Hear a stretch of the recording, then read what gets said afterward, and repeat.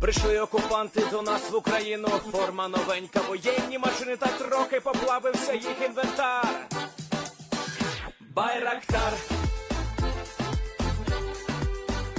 Байрактар. Російські танкісти сховались з кущі, щоб лаптем посьорбати довбані щі, та трохи у чах перегрівся навар. Байрактар, Байрактар. Приперли зі сходу до нас барани для восстановлення великої страни. Найкращий пастух баранячих отар.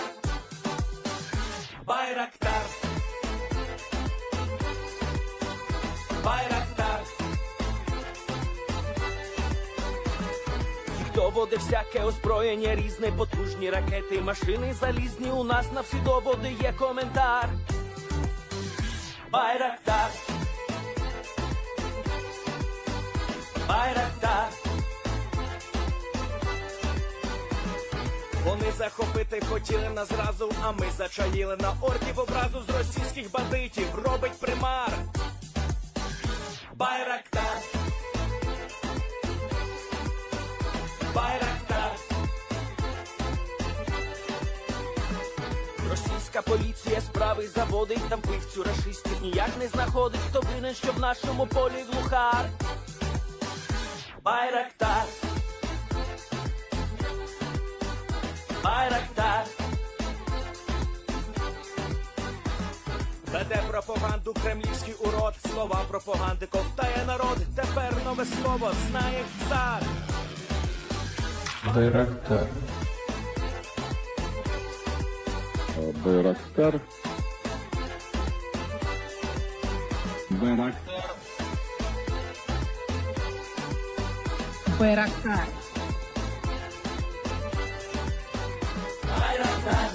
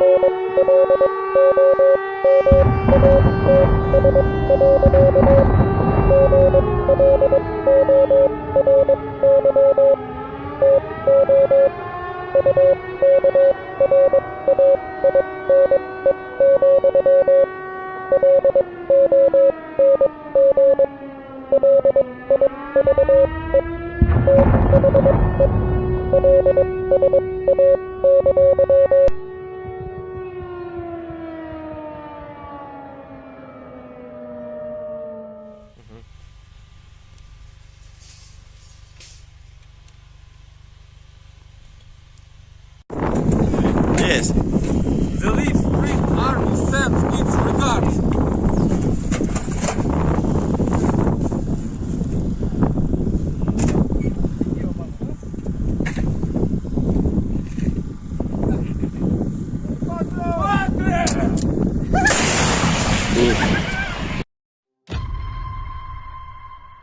Хотите жить – бегите.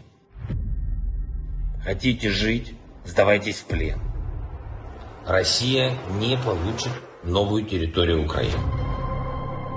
Россия присоединит себя к той катастрофе, которую она принесла на оккупированную территорию нашей страны. Оккупант заполняет могилами захваченную территорию Украины. И все больше могил на территории самой России. Ценой того, что один человек в России хочет продолжать эту войну, кто хочет войны больше, чем жизнь. Вашей жизни, граждане России.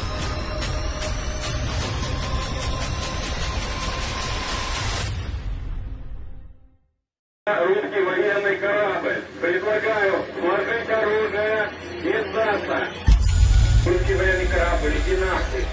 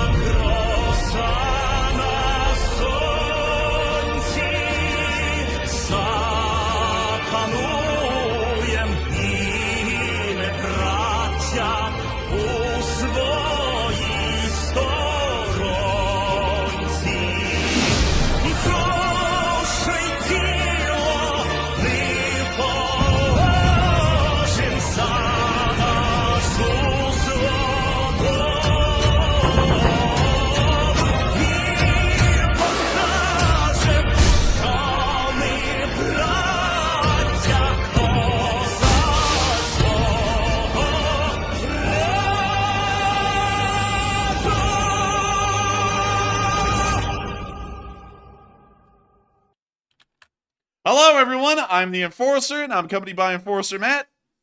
And good evening, folks. It's Enforcer Matt, and welcome back to day 535 of the news. And it's good to see you all once again. And of course, today is a massive news day, very big. And of course, we'll be covering the past 24 hours of the news of the war in Ukraine, and it's been a great day. A day like no other. It's been the best, believe me. And it's been absolutely... I'm telling you. Oh, man, I'm telling you. It's been absolutely incredible from start to finish. Not only have we seen a good amount of Russian goofs today, but we also got to see something that has been spinning heads in the Ukraine war world, especially in the area of Crimea. We're going to be moving into that news immediately, considering that it's a pressing topic of the day. It's not just pressing, it has everything to do with the continuance of the war itself.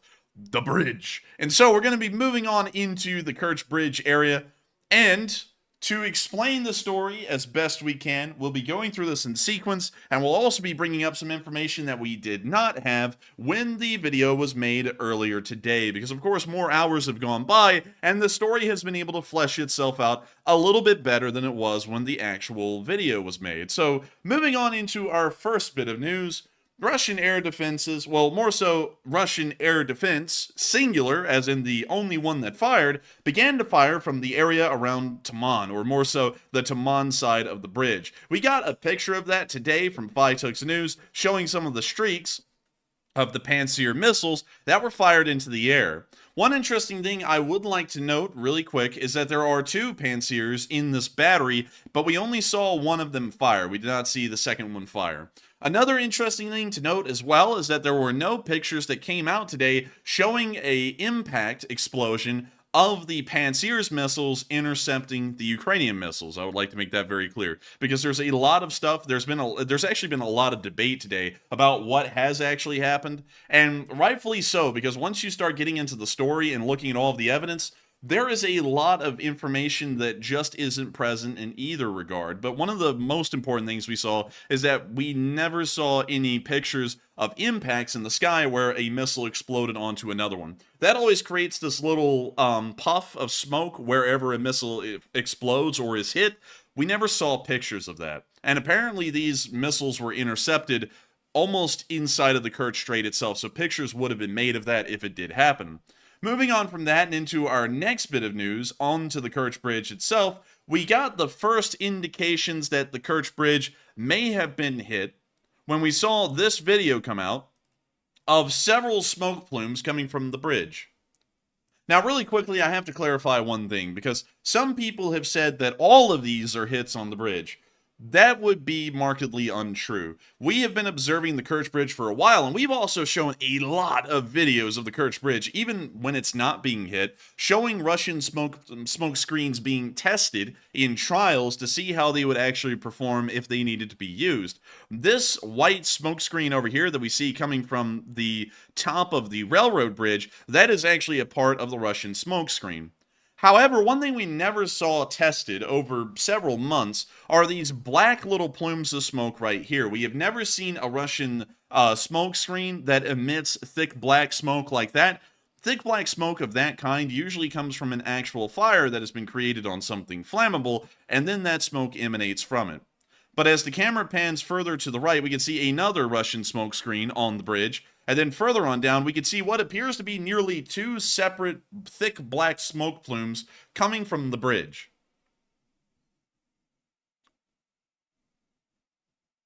It's a fairly interesting sight to see, and this is something that a lot of people have been arguing about throughout the day. I'm not going to make a clear statement on this at the moment. I'm actually going to let y'all decide what this is, but some people have actually been saying that all the smoke that was coming off the bridge today was created by Russian smoke screens, including the thick black smoke that makes it appear that the bridge has actually taken on serious damage. That would be kind of wild if they put in black smoke generators, because it's like, what would be the purpose of that? To try to trick the Ukrainians into thinking they actually hit something so they stop attacking? Yeah, and the thing about that, to present the sides, is that if thick black smoke is being generated by the Russians, it does make it look like the bridge is damaged, but honestly, I can't even really see a logic in that, though, because the missiles that they said were fired at the bridge today were Ukrainian S200 surface-to-air missiles that had been converted into a surface-to-surface missile. It wouldn't matter if it looked like the bridge had been hit, because those missiles are already input to specific coordinates and aren't being guided by an actual operator with a camera that can see the bridge. So it wouldn't make any sense to have smoke screens like that, considering that wouldn't change the fact that the Ukrainians are attacking the bridge or possibly even hitting it.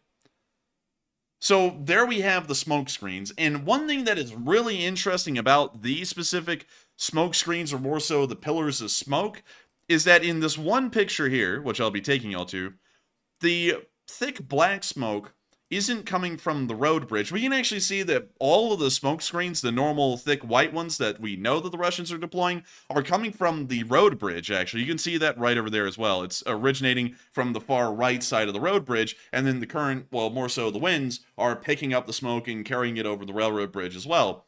But this thick black smoke is coming from inside the arch and somewhere on the railroad track itself, and we didn't see any of the other smoke screens being, originating on the railroad bridge. They're all originating on the road bridge, which is suggesting that the bridge may have actually been hit. We never got any videos showing explosions on the bridge, but then again, that is kind of a bit of a misnomer to say that, because we have never gotten videos of explosions on the bridge, period, except for the first one that happened in October of last year, and that was caught on security camera footage on the bridge itself. Beyond that, we have never seen any pictures or videos of the actual explosions hitting the bridge themselves. Never. And so it would be a bit of a, once again, a misnomer to make that seem like it's a case against the bridge actually being damaged, considering we did not see the explosions. People really don't get a heads up when the missile is going to hit a bridge and blow up on it, so usually people aren't filming. But nevertheless, the smoke in every single part of the bridge was coming from the railroad bridge. And moving on into our next little picture here, we can see signs of multiple hits, again, from the thick black smoke, coming from the bridge, taken by a camera, from what we understand, on the Kirch side of the strait. When you see the black smoke coming from the arch, we can also see more black smoke coming off of other parts of the bridges, and then one right about there, almost to the very base of the bridge itself. Have the Russians always had this many smoke generators installed? They have, as far as the white smoke generators. That's something we've seen several times, actually, when the bridge isn't being attacked and they're just doing trials. We have seen these being used, but I have to say this again, never in the history of the smoke screen videos has smoke been generated that is black in color. Never. We've never seen that before. Whenever you see black smoke... I'm shocked the Russians even have that many white smoke generators. For them, that's actually kind of impressive, I have to admit. It kind of is impressive, but at the same time, I'm kind of doubting that they have a lot of them, because I think they may have taken all of them from in Russia and put them on this bridge, most likely, because there are loads of them. I think along the entirety of the bridge, one number we got is that there was like 4 or 5 of these things on key parts of the bridges, but I don't even really know what the actual purpose of them is, because they're supposed to be stopping missile attacks, but missiles don't, they aren't guided by sight, they're guided by GPS coordinates. So it doesn't really make any sense for them to try and obscure the sight of the bridge, because the missile doesn't care. The missile is just going to hit where the GPS coordinates tell it to hit. So, interesting in a way, but, you know, I don't really know how in the world this would even be effective, considering what the smokescreen is being deployed for, which is incoming missiles. But beyond that, another interesting thing that happened is that while all of this was occurring, the manager, the world CEO of operational security arrived, and he made a really interesting video, which keyed us into a lot of information about the Russian side of events at the Kerch Bridge. This guy saw everything, and he just spilled the beans in 1 minute and 10 seconds of video. So let me get y'all into this, because this explains a good bit of the story. Guys, only the air defense system worked here at the port. They shot from that mountain, and there it exploded. The missile. There. Please. Destroyed. There are remains. It is not visible, but if you look closely, there are the remains. It worked clearly. Well done. There is the air defense system on that mountain. So I thank the guy for pointing out 3 times at this point that the air defense is on a specific mountain near the bridge. I thank him very much for that. That's the operational security concern of things that we're always making sure not to violate on this channel, is saying exactly where Ukrainian forces are. This guy is literally pointing his camera at Russian air defenses going, look, they're right there. They're right there on that hill. Right there, guys. They're on that hill. And it's like, huh. Where else did it explode? Somewhere there. One was shot down. It burns. Look. Look at what? He shows the bottom of an 18-wheeler and he goes, look. It's like, what, is your 18-wheeler on fire? Because I'm not seeing anything showing the missiles got shot down. And also another thing, this attack is around 15 to 16 hours old at this point, and no picture or video evidence has come out from what I've seen of any missile debris of incoming Ukrainian S200s. There has been no proof of any missile debris fields either in the water or on the ground.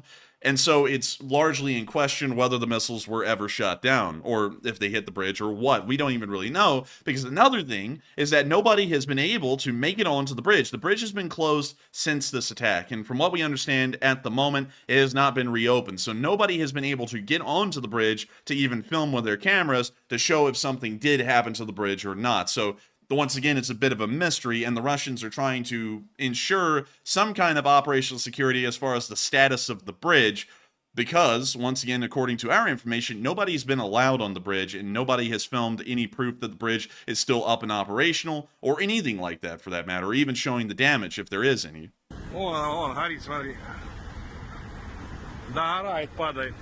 Look at it, it burns. Where, man? Where? Like, I'm not seeing anything burning. It burns. What? And then he puts out an explicit. Oh, it does that too. Explicit. They do not calm down. You know, he's absolutely right. They don't calm down. But he wasn't talking about the Ukrainians. He was talking about the FSB. Because interestingly enough, they would find this guy, apparently, at some point a little bit later on, and they detained him, shirtless apparently, and forced him into making an apology video about an hour and a half to 2 hours after that video was published online. Here is that video clip. Here he is. This is the CEO of Operational Security himself coming to apologize for his lack of operational security. My name is Roman Sergeyevich. I apologize for my actions in filming the special military operation. It won't happen again. I support the SMO and always have. I apologize again. It won't happen again. I did it unknowingly. And that was the end of his apology. But Man, I think the worst part is making him sit there in front of the camera shirtless like that. The apology is a side piece. man, look out. I think Moto likes you. Oh, he likes him chunky. Chunky. But anyways, with that, that's the end of that clip right there. And to present y'all with all the information we have, thanks to Mr. Operational Security, we got a little bit of extra info. Only one air defense battery appears to have fired at the incoming missiles during the attack. We have never seen proof of debris fields of the missiles, and we've also seen no proof at all of video footage showing that the bridge is back up and operational, or if the bridge was damaged. And so right now it's a little ambiguous as to what has happened to the bridge. However, we do see thick black smoke coming from several points of the bridge. We have not seen that smoke being being created by smoke generators in other tests of the smoke generating system that were filmed, and so it does throw into question whether the bridge has been damaged or not. All of the black smoke plumes are originating from the railroad bridge, not the road bridge, while all of the Russian smoke generators pumping out the white smoke are originating from the road bridge, where there is most likely room to mount smoke generators. So that is all the information we have right now. But at the moment, the Kerch Bridge has been closed, and from what we understand, it is still closed at this moment. No rail traffic is crossing, no road traffic is crossing. The bridge is down for now, but we do not know if there was any actual damage caused to the railroad bridge. It's kind of been put up in the air since we made the video earlier today, because when the video was made earlier today, everyone was fairly certain, and I tried to look around as much as I could, that all of the black smoke was multiple hits. But then some people came out to argue that all the black smoke was coming from Russian smoke generators. And so then it started to throw up into question, what is that? Because it was so undecided. And I saw a decent amount of people who have been pro-Ukraine through and through, and they were also saying that those may possibly be smoke generators, that now we are starting to try and figure out what in the world is the black smoke originating from. Is it hits on the bridge, or is it actual smoke screens being deployed by the Russians instead? And so I'm actually going to leave that up to y'all and let y'all decide in the live chat what y'all think that is, whether it actually is damage to the bridge or whether the Russians are trying to make it look like the bridge is damaged, which in my opinion really doesn't make a lot of sense, because why in the world would they want people to think the bridge is damaged? Because the Ukrainians are going to still hit it again anyways.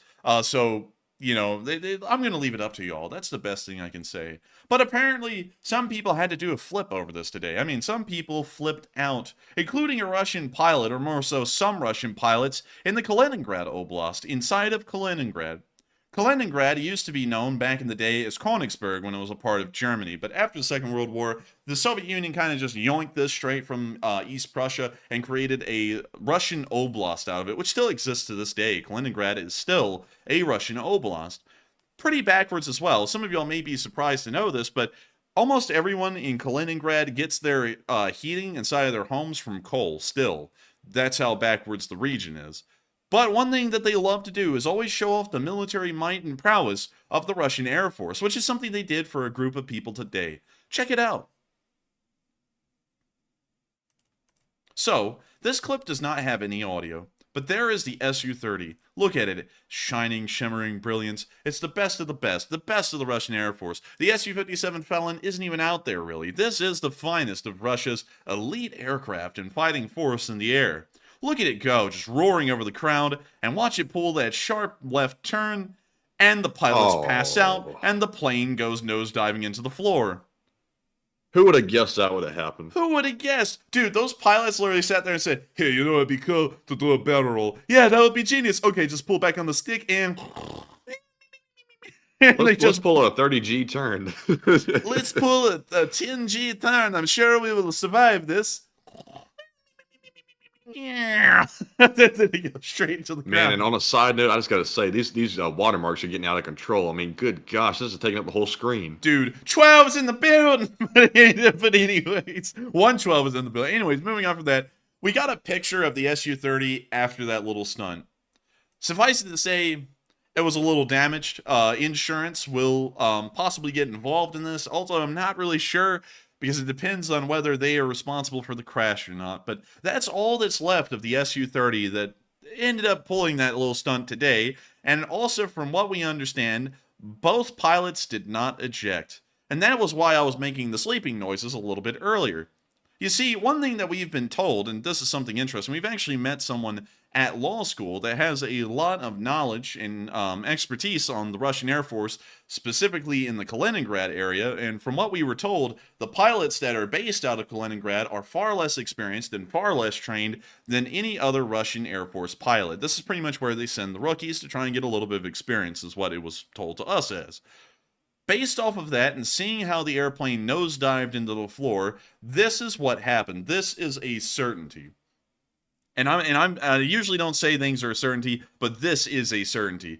When they pulled back on the stick right there, they pulled so many G's that the pilots just over-G'd and blacked out. And they did not wake up. And so that's why you see that the plane goes unresponsive right there, and it just kind of nosedives itself into the floor. That's what happened.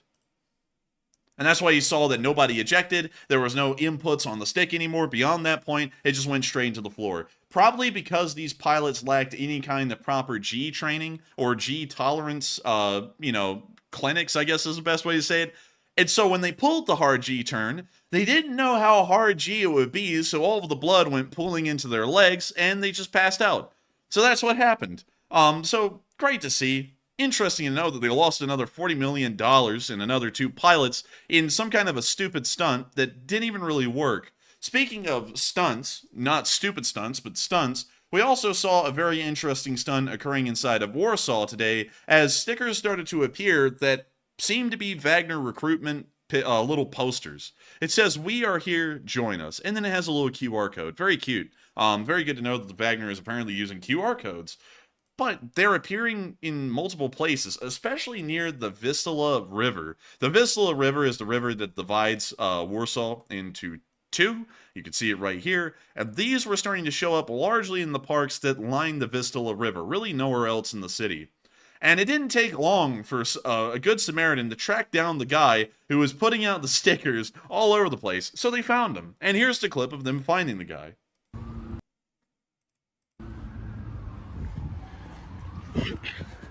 We can see them following the guy, and we can see the Wagner stickers. We hear this guy getting a little bit heavy in breath as he starts to chase him down. Вот и что клеит. Нарочек подъехал. The guy is not seeming to answer questions. But nevertheless... Now, to be fair, though, did it actually show him sticking it on the garbage can? Apparently, no. I didn't see him sticking it onto the garbage can, but I think this guy had watched him do it, and then he started recording when he ran up to the guy, and he almost pulled like a "what would you do" kind of skit. He's like, "Hey, I'm John Quinones. Why were you putting the stickers on the trash cans?" So let's see here. Yeah, I didn't see the guy put a sticker onto the trash can, but he shows the sticker, and then he runs over to this guy. I don't know about this one. I'm kind of sensing some cap in this video because that guy's reaction when he walked up to him was not the reaction of somebody that was like, "Oh crap, I've been caught." He just looked like, "What the hell? What's this dude running up on me for?" I don't know. I mean... Вот и что клеит. Нарочек подъехал. But the guy doesn't really respond at all. He's not like, "What the hell are you talking about?" or "I didn't do that." The guy just kind of stayed silent, just kept walking. And I feel like that would be a really weird response to, "Why are you putting Wagner stickers on trash cans?" I feel like most people would be like, "What the hell are you talking about, dude? Are you like mental or something?" But this guy didn't say anything. Interesting. I'm going to reserve judgment on that one. You know what's weird is that this was put on our Twitter, so I think you're reserving judgment on something that's on our Twitter. But anyways, with that, we're now going to be moving on from that little clip. And supposedly that's the guy putting out the Wagner stickers. I'll let y'all decide if he's putting out the Wagner stickers. That will be up to y'all. But with that, we're now going to be moving on into Hungary, where we did see in a Budapest rail yard that there were some little Abrams. Oh man, that's nice. Very nice. It appears that they are in transit through Hungary, possibly to Ukraine immediately, but don't really know. The Hungarians actually do have railroads that go directly into Ukraine, so they may actually be transiting through Hungary to make it to Ukraine, but we don't really know for sure. It is kind of odd, though, for these to be so far south. Usually we see that the Abrams are being transported into Germany and Poland to the training grounds there. We have never really seen them venture this far south on a train, or for any matter, for any reason. So we're assuming that those may actually be on their way to Ukraine at this moment, but we're not entirely sure, and we'll have to wait and see if Abrams start to appear on the front lines at some point. But great to see, and hopefully we will see that these make it to the front lines in Ukraine. With that, we're now going to be moving on from Hungary, where we've been a little hungry, and we're also going to be moving into Crimea, because something I would like to quickly note that I did not say about the Kerch Bridge earlier is that many news companies today, one of the most notable ones I saw was CNN, took the Russian statements about the bridge attack at face value and reported them as they were. And those statements involved the Russians saying that they had shot down all the missiles going to the Kerch Bridge and none of them hit the bridge. And then they also said that they had shot down multiple drones going into Crimea, and according to the Russian government, none of those drones made it to their target. And that starts to throw into question the Kerch Bridge story. And especially when I tie it into what happened at Yevpatoria almost just a few hours ago. You see, they claim that they've shot all of the drones down, but a video has come out from Yevpatoria that is clearly showing that some drones seem to have made it to their target, and not only that, they hit the base. So here's the clip. And this is why I don't really think it's smart to take Russian comments at face value. We can see a small amount of tracer fire. We see a missile being fired to try and intercept a Ukrainian drone. And then right there, you see, that's the thing, is that there was a big explosion that came from that area, right there. You see, there's a little bit of a problem with the Russian story because of that explosion. Because they said that they shot all of the drones down that were going into Crimea and none of them made it to their target. That was what was reported by CNN, alongside the statement that the Russians had also shot down all of the S200 missiles. But then this video shows that is clearly a lie, because a drone did hit its target in that base. We just saw it explode right there.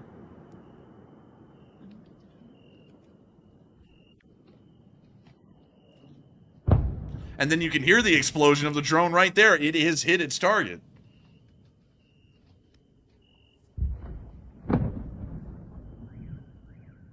We hear a car alarm going off. Just for a quick second. Dude, someone was quick with the car alarm, man. Like, they've apparently gotten used to the car alarms going off. And so one, turn it off, damn it. And then they just go back to sleeping. I didn't even know Lada's had car alarms. Man, Alada's car alarm is some Russian sitting in the trunk going, "Pistek, get the nahud, Blair." That's, you know, that's what it is. Man. And we see another missile firing. And then we could possibly see the glint of another explosion over there in the background. But we don't get to hear the sound of that explosion. But from what we could see, we saw possibly 2 explosions. We heard 2 booms. The one boom came right after the first flash of an explosion. So we don't know if that was a hit by 2 drones or whether it was just one and then there was a distant explosion somewhere else that was also picked up on the microphone. But nevertheless, what we're seeing here is that the Russian statements that have been reported across all of the internet today, because, and I have to say this, we usually don't go out of our way to attack major news networks. Well, when we're not really attacking them, more so critiquing them. But CNN seemed to be the one that ran with the Russian statements the most today and just took them as completely true.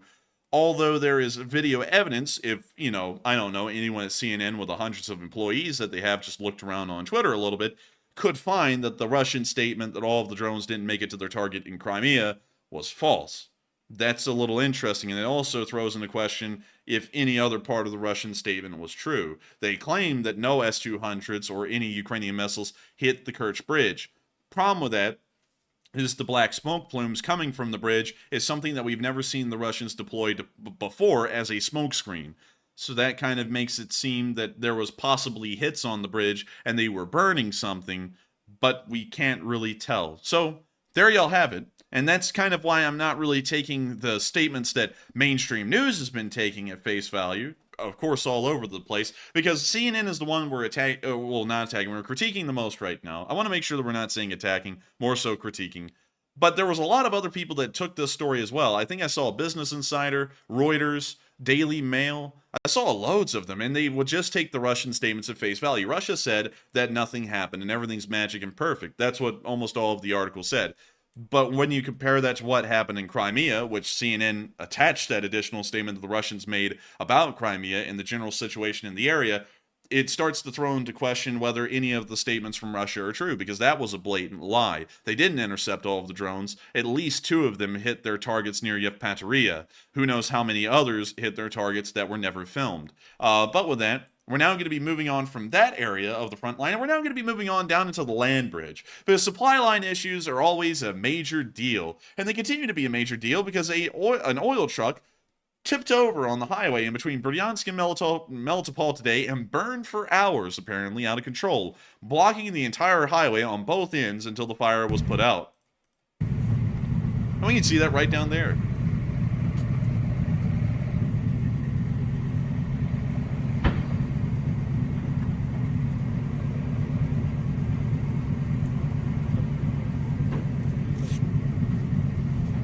We see it continuing to burn, and then the video clip ends. I don't know what's up with people doing this nowadays. Like, the video is really only half of the length of the video, if you know what I'm saying. And then it's just like a still shot for like the last minute or 20 seconds or something.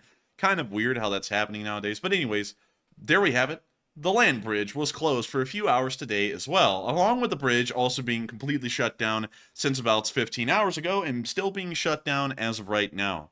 And so now we're going to be moving out of the entirety of the Russian supply situation, or really their rear line situation inside of Crimea and the land bridge, and we're now going to be moving on into, and let me make sure that I'm keeping on track here, because right now, for some reason, I just lost track of my entire routine. I put down these markers on the map, and I kind of lay out in my head as I go how I'm going to cover these. For some reason, that just completely slipped me. But I know where we're supposed to be going next, which is to the area of Cashier.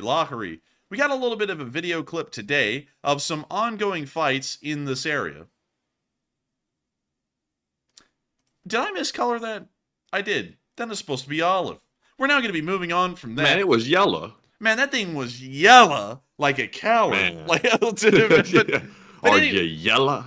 But anyways, that means that we are now going to be moving out of the Kherson area and on up into the location unknowns. We only have one, and this is a picture of a very rare gun. A very neat one. And if I could get my hands on one of these, you betcha I would, just because they're very rare. This is a VSS Vintorez. This is a very interesting gun. Not a lot of them were made, and I'll show y'all what the VSS Vintorez is when it's actually clean. Right here.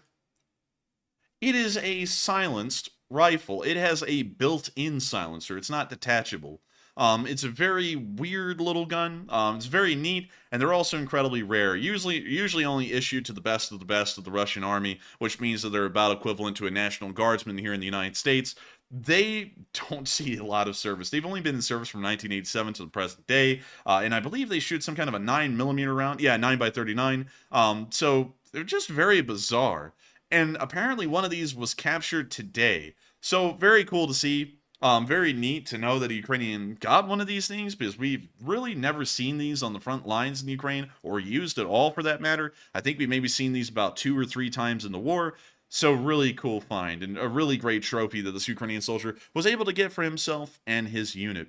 And now I see what that basically looks like? Is it looks like a gun that the company that makes the Honey Badger also makes, called the Fix. It's almost identical. It just looks like it's a little cheaper version of it.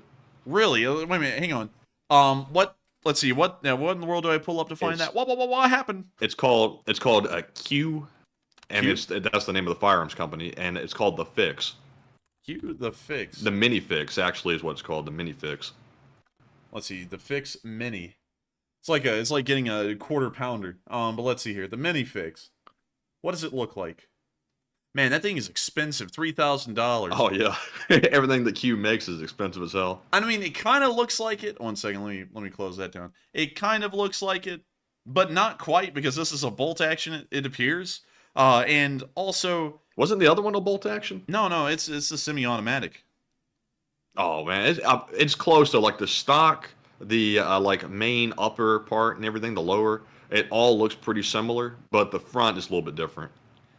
I mean, kind of, yeah. I mean, I guess you're looking for the VSS at home. I guess this is it. But for $3,000 though, I don't know. I mean, I couldn't justify that, me personally, but it still does look kind of like it. I would have to agree. But still, great to see they were able to get themselves a VSS today. And speaking of getting things off of Russians that don't really need them anymore, the Russian cashier report came out today. It was a little low in some categories. Oh, man. No, that's actually pretty good still. Look, they took out all kinds of stuff today. They only got 3 Bobcats, but they made up for it in other categories. Man, and they took out 3 Bobcats, and I mean, the memes, they were rolling in. Oh man, they got the 3 like the news channel 3 with the hoop going around it. Dude, they got that Wii menu 3 up in here, man. But hey, 3 for Matt. Hey, Melissa Smith, 3 for Matt. And let's see what else As a we got. wise poet used to say, 1, 2, 3 Bobcat skid steers. Who the hell said that? I never Isn't that heard meme right there? Oh, man, I didn't even read it. Right there. That's it, man. I can't even read. But anyways, Lauren, hey, 3 for Matt. Let's see. Hey, space news. What's up with this? Oh, pretty cool. Pretty cool. Starbase. Starbase. 3 for Matt. Hey, Lee. 3 for Matt. Hey, is that a baby Putin? Huh. Ooh, Ugh, that's actually kind of creepy, man. But let's see here. it was an ugly baby too, blit. Oh, look! KJ3 for Matt. No typo today. Like, Zoink Scoop. I think we lost another one. Raggy. Attrition. But anyways, great to see. Love to see it. Jessica. Hey, 3 for Matt. Let's see here.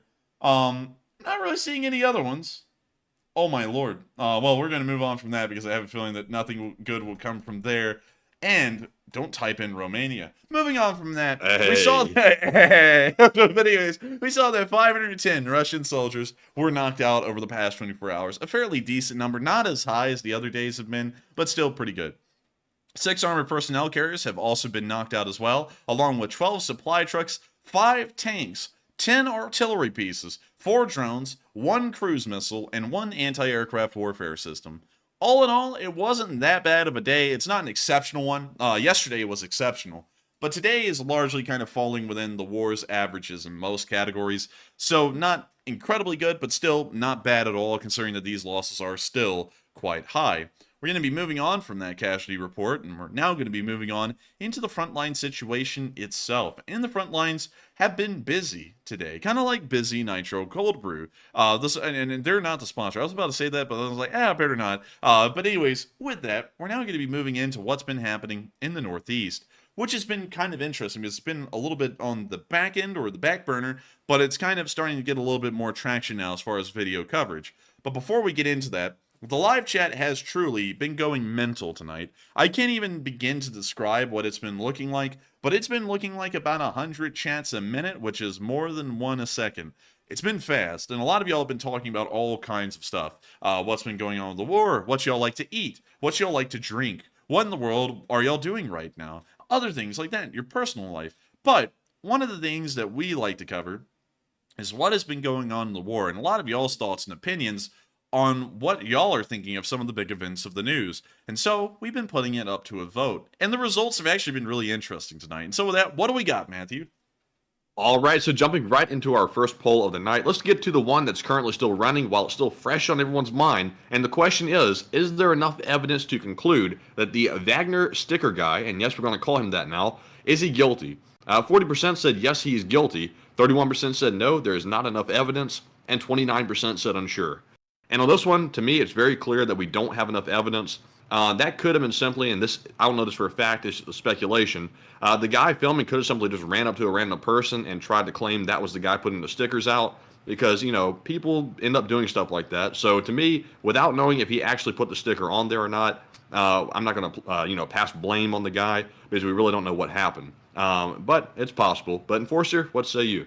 I would have to say, I think the guy's probably guilty. Probably guilty. That's a legal term. But let's go to the video and let's watch it again.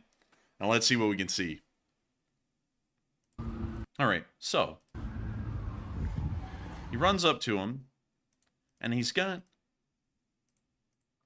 I mean, at the moment he was supposed to put the sticker on the trash can, the person videoing does the camera toward the ground, and you can't even see what's going on. He's got a baggie. He's got a baggie that's the same size as the stickers. A baggie, fanny pack, whatever it is. I mean, it's a baggie. That's what I'm going to call it. And it's the same size as the stickers that are being put all over the place. Like, notice that. Like, let's go back to this. Let's go back to the trash can here, where he shows the sticker. See how big it is? And then look at the size of that pack. It's the same size. Yeah, but I mean, are they trying to say he slapped it on the trash can right in that split second they did the camera toward the ground? No, I don't think so. I think that they just watched the guy, maybe observed him put it on, and then he recorded him as he was walking away and then ran up to him. Maybe. I don't know. I mean, that's very, very like circumstantial evidence because we don't see any evidence of him putting on that trash can at all. And also, it's like, when did he have the chance to put it on there? Yeah, that's true. I have to say you've got some good points. And also, I also have to say this as well. Of course, in the United States, we operate off of a premise of innocent until proven guilty. And I feel like it would be kind of hypocritical with the circumstantial evidence we have. We don't have a video proving that he was putting these things on. And while he does have a pack on that's the perfect size to fit these stickers in, we didn't really get enough proof to actually clearly show, without a shadow of a doubt, that the guy actually was going around and putting the stickers onto the cans. So I'm going to have to say, giving him the benefit of the doubt, guy's probably innocent, but at the same time, it is a little suspicious. It is a little odd, but I would say, who knows? I think the guy might actually be innocent, but you know what? I'm going to have to remain in the undecided category because I believe in innocent until proven guilty. We don't have enough evidence, but at the same time, something's a little interesting about the video. And also, we got to give this guy some credit. He is wearing a polo hat, and he also is wearing a Newcastle United shirt. So if he was truly Wagner and well, actually, let me take that back because they actually wear NASA shirts and all kinds of stuff. So I'd forget that altogether. Wait a minute, hang on, Matthew. Let me do the voice that this guy may have wearing a Newcastle United shirt. Come on, England! Boom, boom, boom! Score some goals! But anyways, I don't know. I mean, maybe the guy. I'm gonna just remain undecided. I don't need to go through it again. I'm gonna remain undecided. And so with that, hope that does address that fairly well. Also, someone just said, dude, we're not in court, bro. Yeah, but wouldn't you hate it that if someone just randomly pointed you out in public and said that you were guilty of something, that everyone just believed that without enough proof to actually show you did it? You got to think about that on a fair basis because it's always a double-edged sword. If you do it to this guy and you don't really have enough proof, who's to say that someone does the same thing to you in public and they don't have enough proof, but everyone just believes them because they alleged you of the crime or whatever you've done? That's kind of my take on it. That's also why I'm going to remain undecided on it, because while I was kind of into the idea of him doing it, Matthew has some really good points that we never really clearly saw the guy putting the stickers on the trash cans. And so with that, we are on to the next one. All right, moving on to our next poll. It says, today Ukraine attacked the Kerch bridge 4 times, and there were fires seen along all of the spans. And what are your thoughts? 36% said it's been taken out of action. 37% said it's too early to tell. 15% said it's damaged but recoverable, and 11% said unsure. And earlier this morning when we put that video out, the evidence was very preliminary. We only had a few reports coming in, and we really weren't sure what was happening to the specific degree that we do now. Right now, I would still say that even with more evidence, it's still a little too early to know exactly what has happened. But considering that smoke was deployed, they are trying to hide something. I know it serves a dual role. It tries to mask the bridge from Ukrainian missiles and attacks, but also I think a secondary role is it masks it from the Russian public, so they really can't see exactly what's happened. So I think something has definitely occurred where the bridge is either severely damaged or possibly taken out, but we really don't know yet. But Enforcer, what say you? I would have to say that based off of what we've seen, and of course I've tried to make sure that I don't really make a clear comment on what I'm thinking, although I've kind of been moving in that direction a little bit, so, have a little bit of a bias. I actually think the bridge has been damaged in some way today because we have not seen those black pillars of smoke before when the smoke screens were turned on. We also have a little picture on Twitter here that some people have been using, and I have a little bit of an issue with it. We also posted it on our main Twitter page because it shows the smoke screen here, which nobody's denying that there are Russian smoke screens, but some people are saying, look, it's thick black smoke, therefore the black smoke is coming from the smoke generators. But the issue with that is that this is only looking black because it's in the shadow of the railroad bridge, but once it comes out the other side and is exposed to the open daylight, it is pure white smoke. And so, I'm not arguing that there are Russian smoke generators on the bridge, but they eject pure white smoke. They don't eject black-looking smoke that makes it look like there's some kind of fire on the bridge. And on top of that, if it's supposed to be obscuring the bridge, these little black smoke screens aren't doing that at all. I mean, like, they're piddly looking. Look how small that smoke screen is. It doesn't even obscure the bridge. It just makes it look like it's been damaged. And that's it. So I don't really know what the point of the smoke screen would be, because the entire point in the military of having a smoke screen is to try and conceal something from physical view. And also, we know the Russians lie like crazy when it comes to, shooting down missiles and also Ukrainian drones. I highly doubt that the Russians were able to shoot down every single one of them. Surely one or two had to hit, and that would explain why the black smoke is there. And also another thing that we need to look at is the S200 missile. Because one thing that I would kind of take credit, I would say the Russians may be correct on, is the missile that was used, which is an S200, because the S200 has a range of 190 miles, meaning that it could be fired from Ukrainian lines in the south and actually reach the bridge. But how much explosive filler does an S200 have? And so let's see what it has. It has a warhead weight of 478 pounds. But how much of that is actually explosive is the question, because the warhead weight and the actual amount of explosive filler is two separate things. So let's see here. Command pause. So where in the world is the explosive filler amount? Let me go type this in off screen. Let me drag that off screen. How much explosives are in S200? And let's see if we can find an answer here. Warhead is either 478 pounds of high explosive fragmentation with 16,000 2-gram fragmentation pellets and 21,000 3.5-gram pellets triggered by radar proximity. That's the normal way that it operates, apparently, from what I'm reading. So it's mostly made up of small little pellets, only 2 grams in weight. And based off of that, while the weight of the warhead may be large, it isn't like your normal cruise missile with a unitary warhead that is just nothing but high explosive filler and shrapnel. This is more so closer to a cluster, well, not really a cluster bomb. It's more similar to the HIMARS missiles that use the ball bearings, if y'all know what I mean.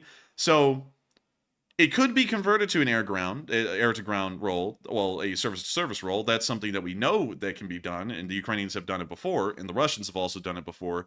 And based off of that, this may actually be damage from an S200. The damage from an S200 would most likely be minimal, considering that it is nothing but tiny little ball bearings, about 2 grams in weight. It probably wouldn't cause that much damage to the bridge, rather than just a little pillar of black smoke, maybe some superficial damage, but it would close the bridge down for a short while. So I would actually have to say I think the bridge was hit. And I think the Russians are lying about the fact it was hit, because they also lied about the fact that Ukrainian drones did hit Russian bases inside of Crimea today, when they also claimed that all of those drones had been shot down and none of them made it through, although there's video evidence clearly showing otherwise.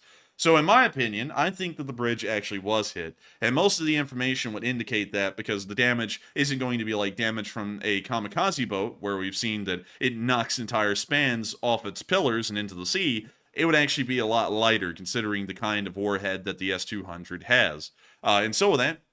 And also, if the bridge was hit, I heard about 15 or 16 hours ago that they had closed the bridge off to traffic, and I've never heard anything new about them opening it back up so people can go back across the bridge, unless I missed something. Exactly. That's another thing. The bridge has been closed since they've closed it. They've never reopened it. And there have been no videos coming out proving on the Russian side that there was no damage, which you know that Russian propagandists would love to show, is look, there's no damage to the bridge, look at trains running across it. They've not shown that, and that's indicating to me that the bridge may actually be damaged, and they're trying to hide that. And also look how quickly they swept up the big guy, who, Mr. Operational Security. They swept him up off the street once he took that video near Taman, and they had him make an apology. I think they've tried with that attempt to scare the public into not making any videos whatsoever beyond this point of the bridge, so that way no one can really snoop around and see how badly damaged the bridge is. And now the Russian government has scared the public so much that the Russian government is going to have the absolute control on how the story comes out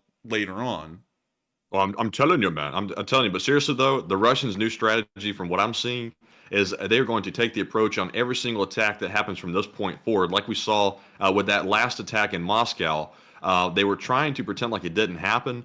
And if it wasn't for that footage from that rowing contest, they would have generally been able to dispute it. I think they're trying to do the same thing with the Kerch now. They're deploying all this smoke. They're arresting people that are taking footage of it. They're trying to make sure there's no evidence, so they can't have any corroboration of an attack. Because look at the problem we're having today at determining whether or not it's actually damaged or not. Yeah, and also that's a great point. I never even thought about that, Matthew. They tried to outright deny that there was a drone attack on Moscow the other day. The only reason that that was proven to be a lie by the Russians was the video from the rowing competition showing the drone blowing up. Beyond that, they would have gotten away then the other day with saying no Ukrainian drones flew over the capital, nothing happened.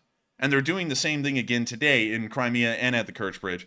I don't believe it for a minute. I think that some of those S200s did end up hitting that bridge, and the black smoke is coming from possible fires, small fires that have been caused on the actual bridge due to the damage that those missiles have caused. And so with that, I hope that does address that fairly well, and we are on to the next one. All right, and our next poll says, do you think Russia will be forced to respond to dissuade further attacks on the Kerch Bridge? It looks like 56% said yes, Russia is forced to respond now. 24% said no, Russia will just deal with it. 12% said it's too early to know, and 9% said unsure. And on this one, I think Russia will be forced to respond. The question is, how severe are they going to respond? Of course, Russia always resorts to the good old nuclear threat, which we know they're probably not going to carry out anytime soon. But I'm sure something will happen, especially if we find out that the bridge was indeed severely damaged or destroyed. They're definitely going to respond. But Enforcer, what say you? And that's another thing, Matthew, that's kind of been keying in that there has to be some kind of damage to that bridge, because the bridge was blown apart just a few weeks ago by a kamikaze boat, and their response was like, oh, this has kind of miffed us a little. Now this time, with them apparently not hitting the bridge at all, they go, we vow revenge. It's like, why? They didn't even hit the bridge. You had less of a response when the bridge was actually damaged than when you're saying it's not. So that is indicating, again, that something had to have happened. And they had the opportunity then to either deny that the bridge was hit or to confirm it, and they chose not to do either one. Exactly. So I think that the bridge, and that's furthering the idea that the bridge has been hit, and also I would say there's really nothing they can do rather than more missile attacks against Ukraine, unless they went nuclear, and we all know they're not going nuclear. And so with that, hope that does address that fairly well, and we are on to the next one. All right, and our last poll for the first segment says, Russia arrested a man on holiday in Crimea after filming the attack on the Kerch Bridge, and thoughts. And that was the fellow that you saw with the no shirt situation going on. 67% said Russia is very paranoid to do that. 16% said he deserved it, it was stupid. 14% said it is what it is, and 4% said unsure. And I think Russia is becoming very paranoid. Like I said a minute ago, this seems to be part of their new strategy, is to scare the Russian public into basically not filming any of the attacks, so the outside world, including Ukraine, can't confirm anything. But Enforcer, what say you? I would have to say I think that is certainly becoming their strategy, because the way they snapped that guy up in less than an hour and had him apologizing, it shows that they're trying to make sure to keep control of how that story is coming out, and also not allowing people to say anything about it, really. And so with that, I hope that does address that fairly well. And with that, we are on to the next one. All right, and we are fresh out of polls. So we're moving on to our Super Chat questions. No cap, no cap. We're not capping like the Russians. But anyways, let me reorganize the spreadsheet real quick. And our first Super Chat is going to go to Junebug72, who puts in a very generous $36 donation. Hey! And thank you very much, Junebug, for that support. And she said, just a gesture of gratitude and goodwill, and thank you for yet another good stream. And law school is really almost here, and I'm so proud of you both and excited. And love Ukraine. And will you please take a live chat? No. And yes, we will. And law school has actually already started. We just started studying today, actually. We started studying today. We were studying contracts. It's a very interesting subject, as a matter of fact. Y'all wouldn't believe it. It's killer interesting. Moving on from that, thank you so much for the support, Junebike72. And thank you for being excited with us, because we are excited as all get out to start law school. It's going to be really cool. In contracts, like, I'm not even kidding. I kind of said that sarcastically a minute ago. Contract stuff is actually kind of interesting. Like, it's just interesting to understand the premise of how it operates. Sure, it's not criminal law. You're not going to hear about anyone getting their eyes gouged out or anything like that. But, it's still very interesting to hear about what contracts are and how they work. I'm always a big person into just understanding how things work, even if they're kind of mundane, because it gives you a better understanding of how things are running in the world around you instead of just kind of being oblivious to it all. So it's been really interesting just today alone. And I can't wait for it to start next week. I don't know how many people from law school are actually watching this show. I found out that one of them did. I don't know if they still are. But they don't comment in the live chat. I told a good amount of them. I was like, hey, if y'all want to comment in the live chat, we will give y'all a shout out live on air. But I've never really seen anyone take us up on that, except for what we think was one professor. And I think we did shout them out on stream. But nevertheless, you know, it's still really cool, and hopefully we'll do really good at law school. I'm hoping that we do, because otherwise I kind of be a little sad about that, you know. So with that, thank you so much once again for the support. I hope that does address that fairly well, and we will make sure to get a live chat. And so with that, what do we got, Matthew? All right, and our live chat question in honor of Junebug72 super chat is going to go to, let's see here, back to the Brick Studio, who says, any news on the uprising in Ingushetia? Ingushetia? That works too. Man, man, we gonna be hitting with that Ingushetia, you know what I mean? But let's see here. Uprising in Ingushetia and the news around that. We saw that apparently a military base caught on fire in that area or had a bomb go off in it, but beyond that we haven't been getting a lot of news. The uprising in Ingushetia is an armed uprising. That's something that is clear. But we don't know how strong they are, and we don't know how big they are. I believe that armed uprising, considering how young it is most likely in the coalition phase, if that's a good way to put it or a good term to use, where they're trying to bring more people into their organization or try and sway people in the public to be sympathetic to their cause. So they're not going to be going all out down there. It's not like the Wagner unit where they're going to go racing to Moscow tomorrow, but there is an armed uprising in progress down there in that area, and from what we understand, they've only committed one attack on a Russian military base that was in the, and let me make sure I get this right, the Stavropol Oblast in southern Russia. And so with that, I hope that does address that fairly well, and thank you so much once again, Junebug, for sponsoring that live chat. And with that, we are on to the next one. And our next one goes to Drunky Monkey, who puts in a $20 donation, and thank you very much, Drunky, as always, for that support. And he said, Herom Slava, and Slav Ukraine, and long live the LSA, and Shoigu! Shoigu! Adonona Propasna! Races to Moscow, quits, goes to Belarus, goes broke, goes home. It's the whole story of the Wagner after the coup in like 20 seconds. But anyways, thank you so much for the support, Drunky Monkey. You threw out like every single like thing that we say on the channel, or a lot of people say in the live chat. But I gotta thank you so much, Drunky Monkey, for the support and helping this channel to keep on running, because folks like you have made this channel possible. And so thank you so much once again. I hope that does address that fairly well. And Slava Ukraini, and long live the Lee Spring Army. And so with that, we are on to the final one of this segment, and then we're going to be moving on into the frontline news. And this one goes to Outback Touring Australia, who puts in a $20 donation, and thank you very much for that support. And I think this is their first time supporting the channel, actually, so thank you very much. And they said, I have been watching since the early days from North Queensland, Australia, and thanks for continuing with the news. Love the work, and take a question from the chat. Oh, and thank you so much for the support, Outback Touring Australia. And really cool to hear you've been watching since the early days, all the way from North Queensland. Really quickly, let's go to North Queensland, because one thing that we don't really get to do a lot, and I've got to tell y'all, I kind of get bummed out on this, is that we don't really get to check out where a lot of y'all live anymore. I always love to do that. I know it's not about the war, but it's always so neat to see where everyone is from in the world. But you are from North Queensland in Australia, so I'm guessing kind of like around the Port Douglas area. So let's see what this place looks like on Google Street View. So let's drop it just down right there, and oh wow, this is really nice. Man, check it out. That's some big rocks, boulders on that beach. Man, you would not want to fall on this beach. You are going to get your teeth busted inwards. I mean, like that is that a microwave?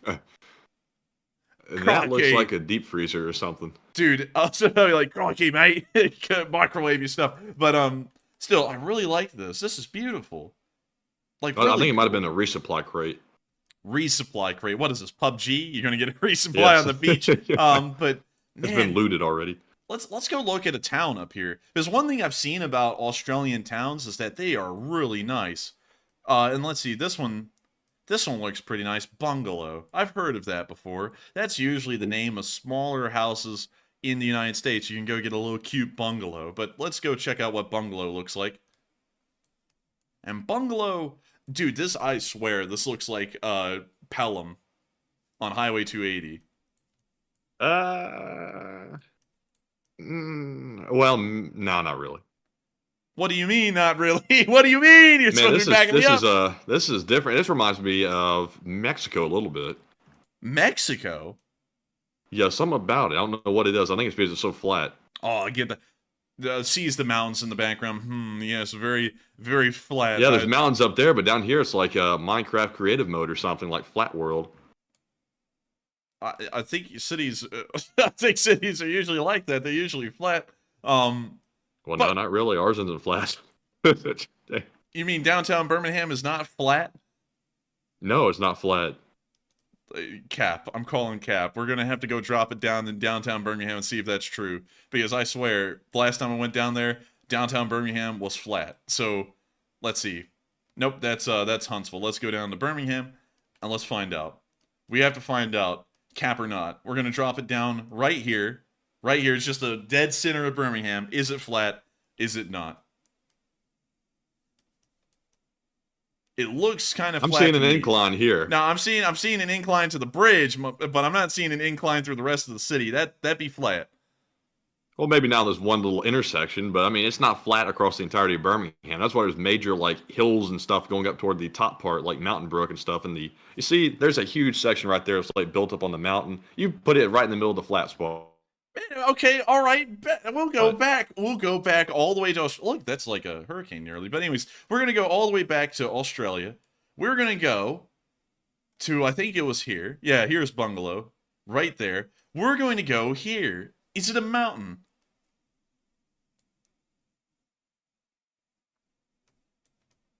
Not really. This is you flat. have a point. Yeah, you have a point. I'm standing mistaken. I'm eating my foot right now. It's flat. But it looks like it's on a mountain. That's weird. But anyways, thank you so much once again for the support. And thank you for helping this channel to keep on running. Because folks like you make this thing possible. And it doesn't matter whether your hometown is flat or whether it's mountainous. What matters is that folks like you are a part of this Lee Spring Army. And help this channel to keep on running. Because folks like you make this thing possible. And I would have to say, thank you so much once again for being a longtime viewer of this channel, and thank you for supporting us to help us to keep this thing running, because if it wasn't for folks like you, this wouldn't be possible. And so, with that nice little word right there, let's send it to the live chat. All right, and the live chat question, also, by the way, I do need a lot more live chats. We literally have 2 in the spreadsheet, so this is going to take up one of the 2. So please send to @EnforcerMatt in the live chat if you have a question. And the live chat goes to Mike V, who says, do you think Ukraine will bypass Crimea to secure the South?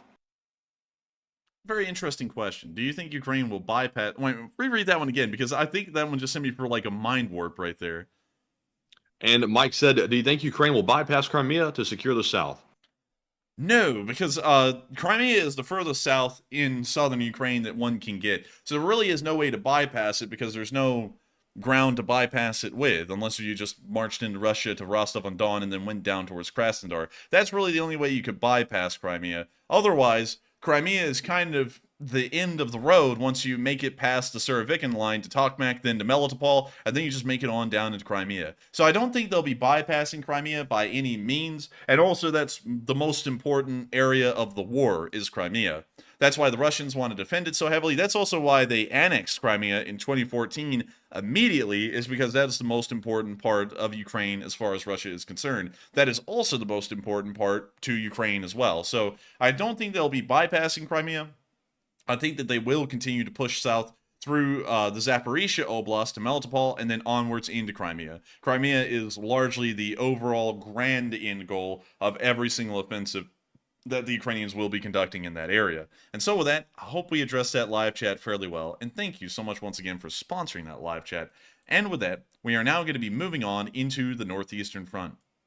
The Russians have actually been trying to push out of this area a little bit near the direction of Tabozhanka and also Kupiansk, but it appears that they're not really succeeding much, as the Ukrainians are holding them back and thwarting their offensive objectives. Starting off with our first clip here, which has a lot of heavy metal in it, we can see the Ukrainians using an AGS to flatten some Russian positions.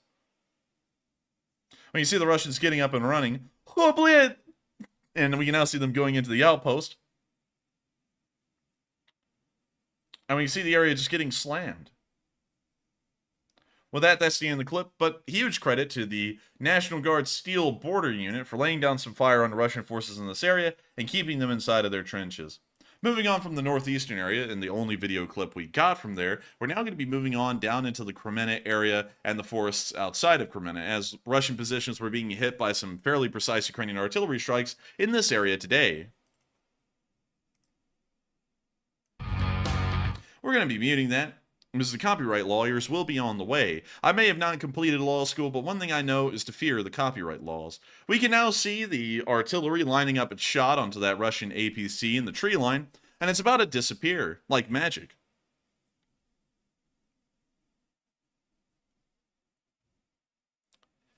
Quick, Matthew, we need music. That's it, but we could... Well, I can't remember how they did it. It was like growling or something. The freak on the leash. Man, that'd be some freak on a leash, man. But we can see the artillery hitting inside the tree line and knocking out the vehicle. We can see some smoke coming from it, and it appears they'll most likely continue to burn out later on. But sadly, the video ends there. But still, great to see that they were able to hit and knock out another Russian vehicle in the area. We're now going to be moving out of the northeast entirely and down into Bakhmut, because we got to see an aerial view of what the city looks like today. And also to show y'all what the frontline situation is in this area, I'll be refreshing the map. Hopefully it was updated, and it was. And this is the current situation in Bakhmut over the past 24 hours. As we can see, there haven't really been any frontline advances. And that's something that I kind of knew going into today, but I had to make sure and double check, so we made sure that the map was updated.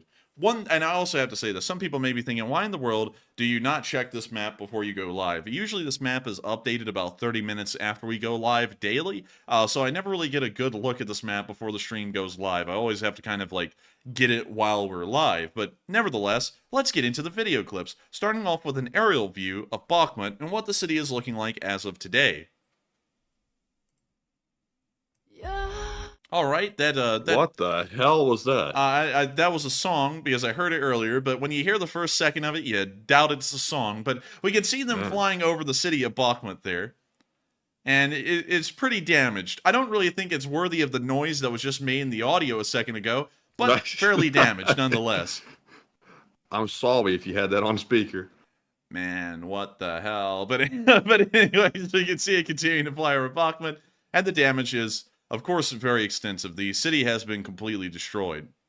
A decent amount of this destruction actually happened after the Ukrainians were pushed out, because the Ukrainians have been obliterating the Russians wherever they try and take refuge into these buildings, just completely wiping them out. And also, by the way, I have to make sure that y'all know this, because I see some of y'all starting to laugh at what happened at the beginning of the clip in the live chat.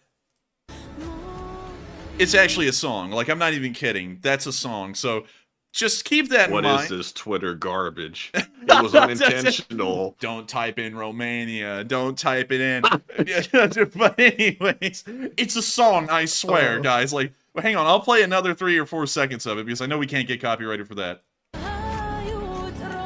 See, it's a song. It's a song, guys. Oh, my. Oh, my. That first part, you can kind of doubt it's a song if you only hear that. So let me just make sure that we, like, clear the air here. That is a song. That is not something else. We're not pulling a whole Romania up in here. That was just a song. So, anyways, getting back to the drone footage. Bronton said, everyone knows the song, dog. No, they don't, man. That's why the live chat was going crazy there. Dog. Dog. What are you calling dog? Man, he got that dog in him. But anyway, so you can see the drone continuing to fly over Bakhmut. And of course, the damage is very extensive. The Ukrainians are pretty smart, because we actually haven't seen them directly assault the city. This would be a defender's heaven and an attacker's nightmare, especially with the kind of rebel fields that we're seeing right now. So they are attempting to outflank the city and just bypass the urban fighting altogether and force the Russians into a retreat due to being encircled.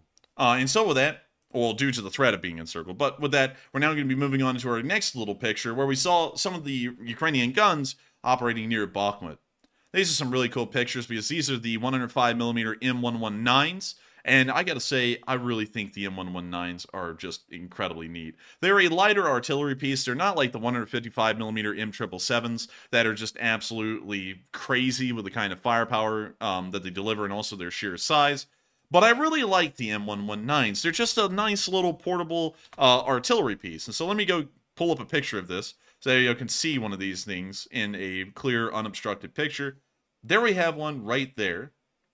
And I just got to say, they are so cool. You know, a decent amount of firepower in an incredibly small, lightweight package.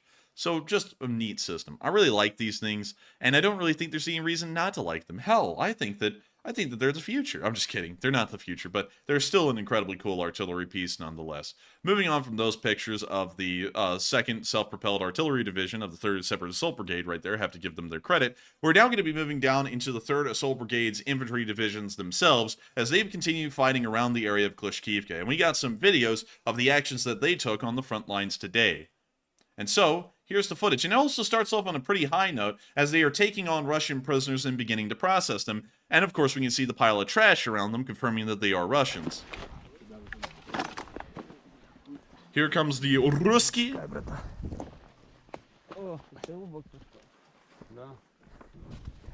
Гал, це твоя калаха? Гал, твоя? That Ukrainian said, "Hey, wait, let me check you for weapons, dog." He said, "Let me pat you down, dog."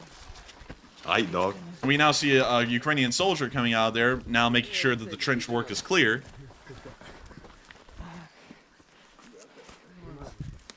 Давай руку мені на плече закинь. Яку ти праву тобі краще?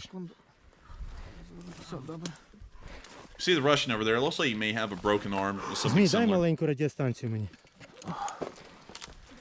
Там патронів нема, розряджених.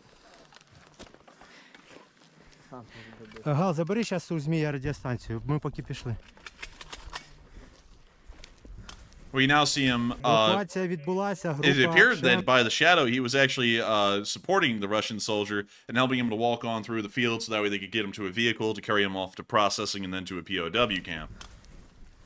Евакуація It's always відбулася, it's always група weird to see the Артема Ukrainians treating the пішла. Russians with respect when they get captured. Like Lord Jarek said in the live chat, that was nice of him to cover the other guy up. The Ukrainians know that these guys, like that first one that walked out, they're old and they really shouldn't be on the battlefield, and they still take pity on them. Yeah, you know, it's really weird, and especially considering that so many videos have come out that show clear proof of Russian torture of Ukrainian prisoners and also brutal treatment on the front lines, gunning down Ukrainians that are surrendering, similar things like that. It's always weird to see that the Ukrainians, on the by and large, and of course there's a few exceptions here and there always will be, but they on the by and large give a great deal of respect to Russians who surrender, which is really above and beyond as far as how the Russians have been behaving in similar situations in this war. Зазначений квадрат. Откуда сам? Із Московської області. Ух, And єбать. apparently this guy, who's also been captured, he's from the Moscow Oblast. You just heard him say Moskva Oblast, which is the Moscow Oblast. Откуда сам? Із Московської області. See? He said Ух, Moscow. єбать. Далековато. And Давно also, тоже- some of you may be wondering, why are his feet bandaged? That is due to most likely poor training. The guy probably didn't switch out his socks or his shoes for a long time, and so he's probably developed some form of trench foot or something similar. So that's what that is. Ні, навіть місяць. Подразделение какое? 12.07. Часть? 54.906. А 12.07 это что, полк? Да, я точно не знаю. 102-й мотострелковый полк. Когда ранение получил? Вчера? Ну, да, на 12 часов. I see a couple folks saying that those were actually Ukrainians coming out. Do we know for a fact those were Russians? The one guy who had the messed up shirt, from what I understand, he was a Russian. The other two guys were Ukrainian in clearing out the bunker, making sure that every single person inside of there was being processed, from what I understand. Uh-huh. Блять. Вы, сука, пришли сюда, тут, блядь, свой мир, нахуй, наводить. У нас людей забирают. You see this guy через, continuing блядь, to talk to 15 the минут Russian. после ранения, нахуй.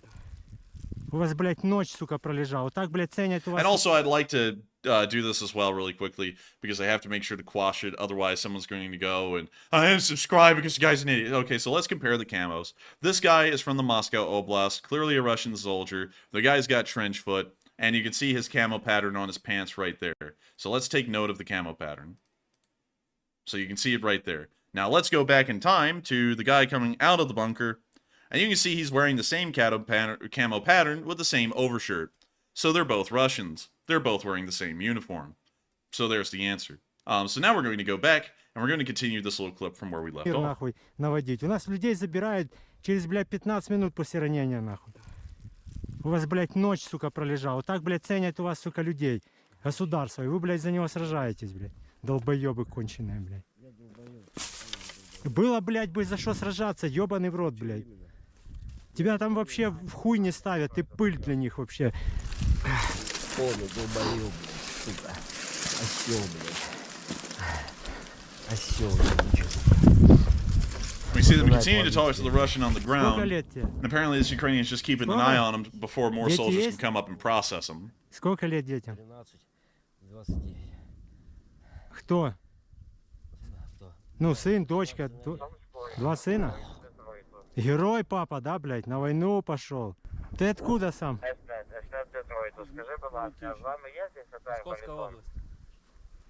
And when you see these Ukrainians continuing to talk to this Russian prisoner, this is also a Russian, and he also he is from the Moscow Oblast. And interestingly enough, we've never really heard of a lot of Russian conscripts coming from the Moscow Oblast. This is really the first video where we've seen this is kind of becoming a common trend for soldiers to be coming from Moscow. And you hear that right then, he said Moskva Oblast, which is the Moscow Oblast again. So this guy is also a Russian. We can also see that he's wearing a 6B-37 helmet without his helmet cover, which is a part of the Ratnik modernization program, although the rest of his uniform is not Ratnik. It's some other kind of camo pattern. Что это за хуйня? А где область какая? Женат, дети есть? Четверо детей. А самый младший, самый старший? Самый старший дочери 12, а самому младшему 2 месяца. А как с 4 детьми забрали тебя воевать? Я уже рассказывал. А, контрактник, о, бля. Я не контрактник, я хуй его знает, как это называется. Wait a minute, I think this guy is saying that he's a contract soldier. Huh. Oh. Oh. Я в армии вообще не служил, мне 33 года, у меня не было военника. Я работал в строительном магазине. Я хотел устроиться водителем работать. Они мне сказали, нужен военник. Я пришел в военкомат, нахуй, и меня тут же завернули. And he's still talking to the Ukrainian soldiers here. As he sits on this tree stump, I'm guessing the Ukrainians are waiting for the processing unit to come up and get this guy. А по факту они дали нам, сколько было обучения? 5 дней. Дали из холостых пострелять и пару рожков боевых. Все, больше ничего не было. And with that, that's the end of the clip, but it appears that in this video, the Ukrainians were able to take on 3 Russian prisoners, which is not that bad. These guys in the video actually got away with not doing a lot of frontline fighting. For them, that's probably a great day, and instead they went around going up to Russian units that largely weren't even resisting anymore and just gathering up a couple of prisoners, like the 3 we saw on film. And so with that, we're now going to be moving on from that little clip and out of the Bakhmut area and further down the line towards Avdiivka, where we saw that a Russian BMP was destroyed here today. Also, I'm going to have to be muting that, but there is the Russian BMP-1. And we see them trying to line up the drone bomblet to go right into the turret's hatch, most likely. And there it goes. And it's a hole-in-one. Call them Tiger Woods, because that was right on the mark. They drop a second one in, and a third one in, and a fourth one in, and a fifth one in, and a sixth one in, and that one finally explodes. And a seventh one, that one explodes on the exterior, throwing out some garbage. Throw all the trash off. The eighth one, the ninth one, the 10th one, that one finally did the trick. Wow. And we can now see the Russian BMP beginning to smoke, beginning to brew. And now we can see the thing is a roaring flame. We can see the little bits of trash that were left on top of the BMP-1 burning off as the heat gets to them and causes them to combust. But with that, that's the end of the clip. And, oh, look, it's a Vietnam-era looking soldier that has Slava on the helmet. I've never seen that before. That's actually pretty cool. But with that, That's the end of that little clip right there. And great to see that another Russian BMP-1 was knocked out today. That took a lot of bomblets, but you always had to put into context. While that was 10 bomblets, which is a lot compared to the norm of around 1 to 2 bomblets needed, that still only cost the Ukrainians about maybe $120, and they destroyed a $350,000 to $400,000 BMP-1 in return. So still a return on investment. Moving on out of the Donetsk area and on to the southern front, we also saw near the village of Przystivka a CV-90 on the move. These are a Swedish APC that was provided by Sweden about a few months ago, and are starting to make themselves home on the front lines. When you see the CV-90 driving on by the mud puddle, dipping its tracks in it a little bit just to, get used to it, and then continuing to drive on its way. I've got to say, I know that the CV-90 isn't as well known as the Bradley, but I think in a looks competition, the CV-90 wins over the Bradley. It's got smooth lines, I think so. Really streamlined. I like the look of it. It's a very good looking APC. But with that, it reminds me almost of the Leopard design to an extent.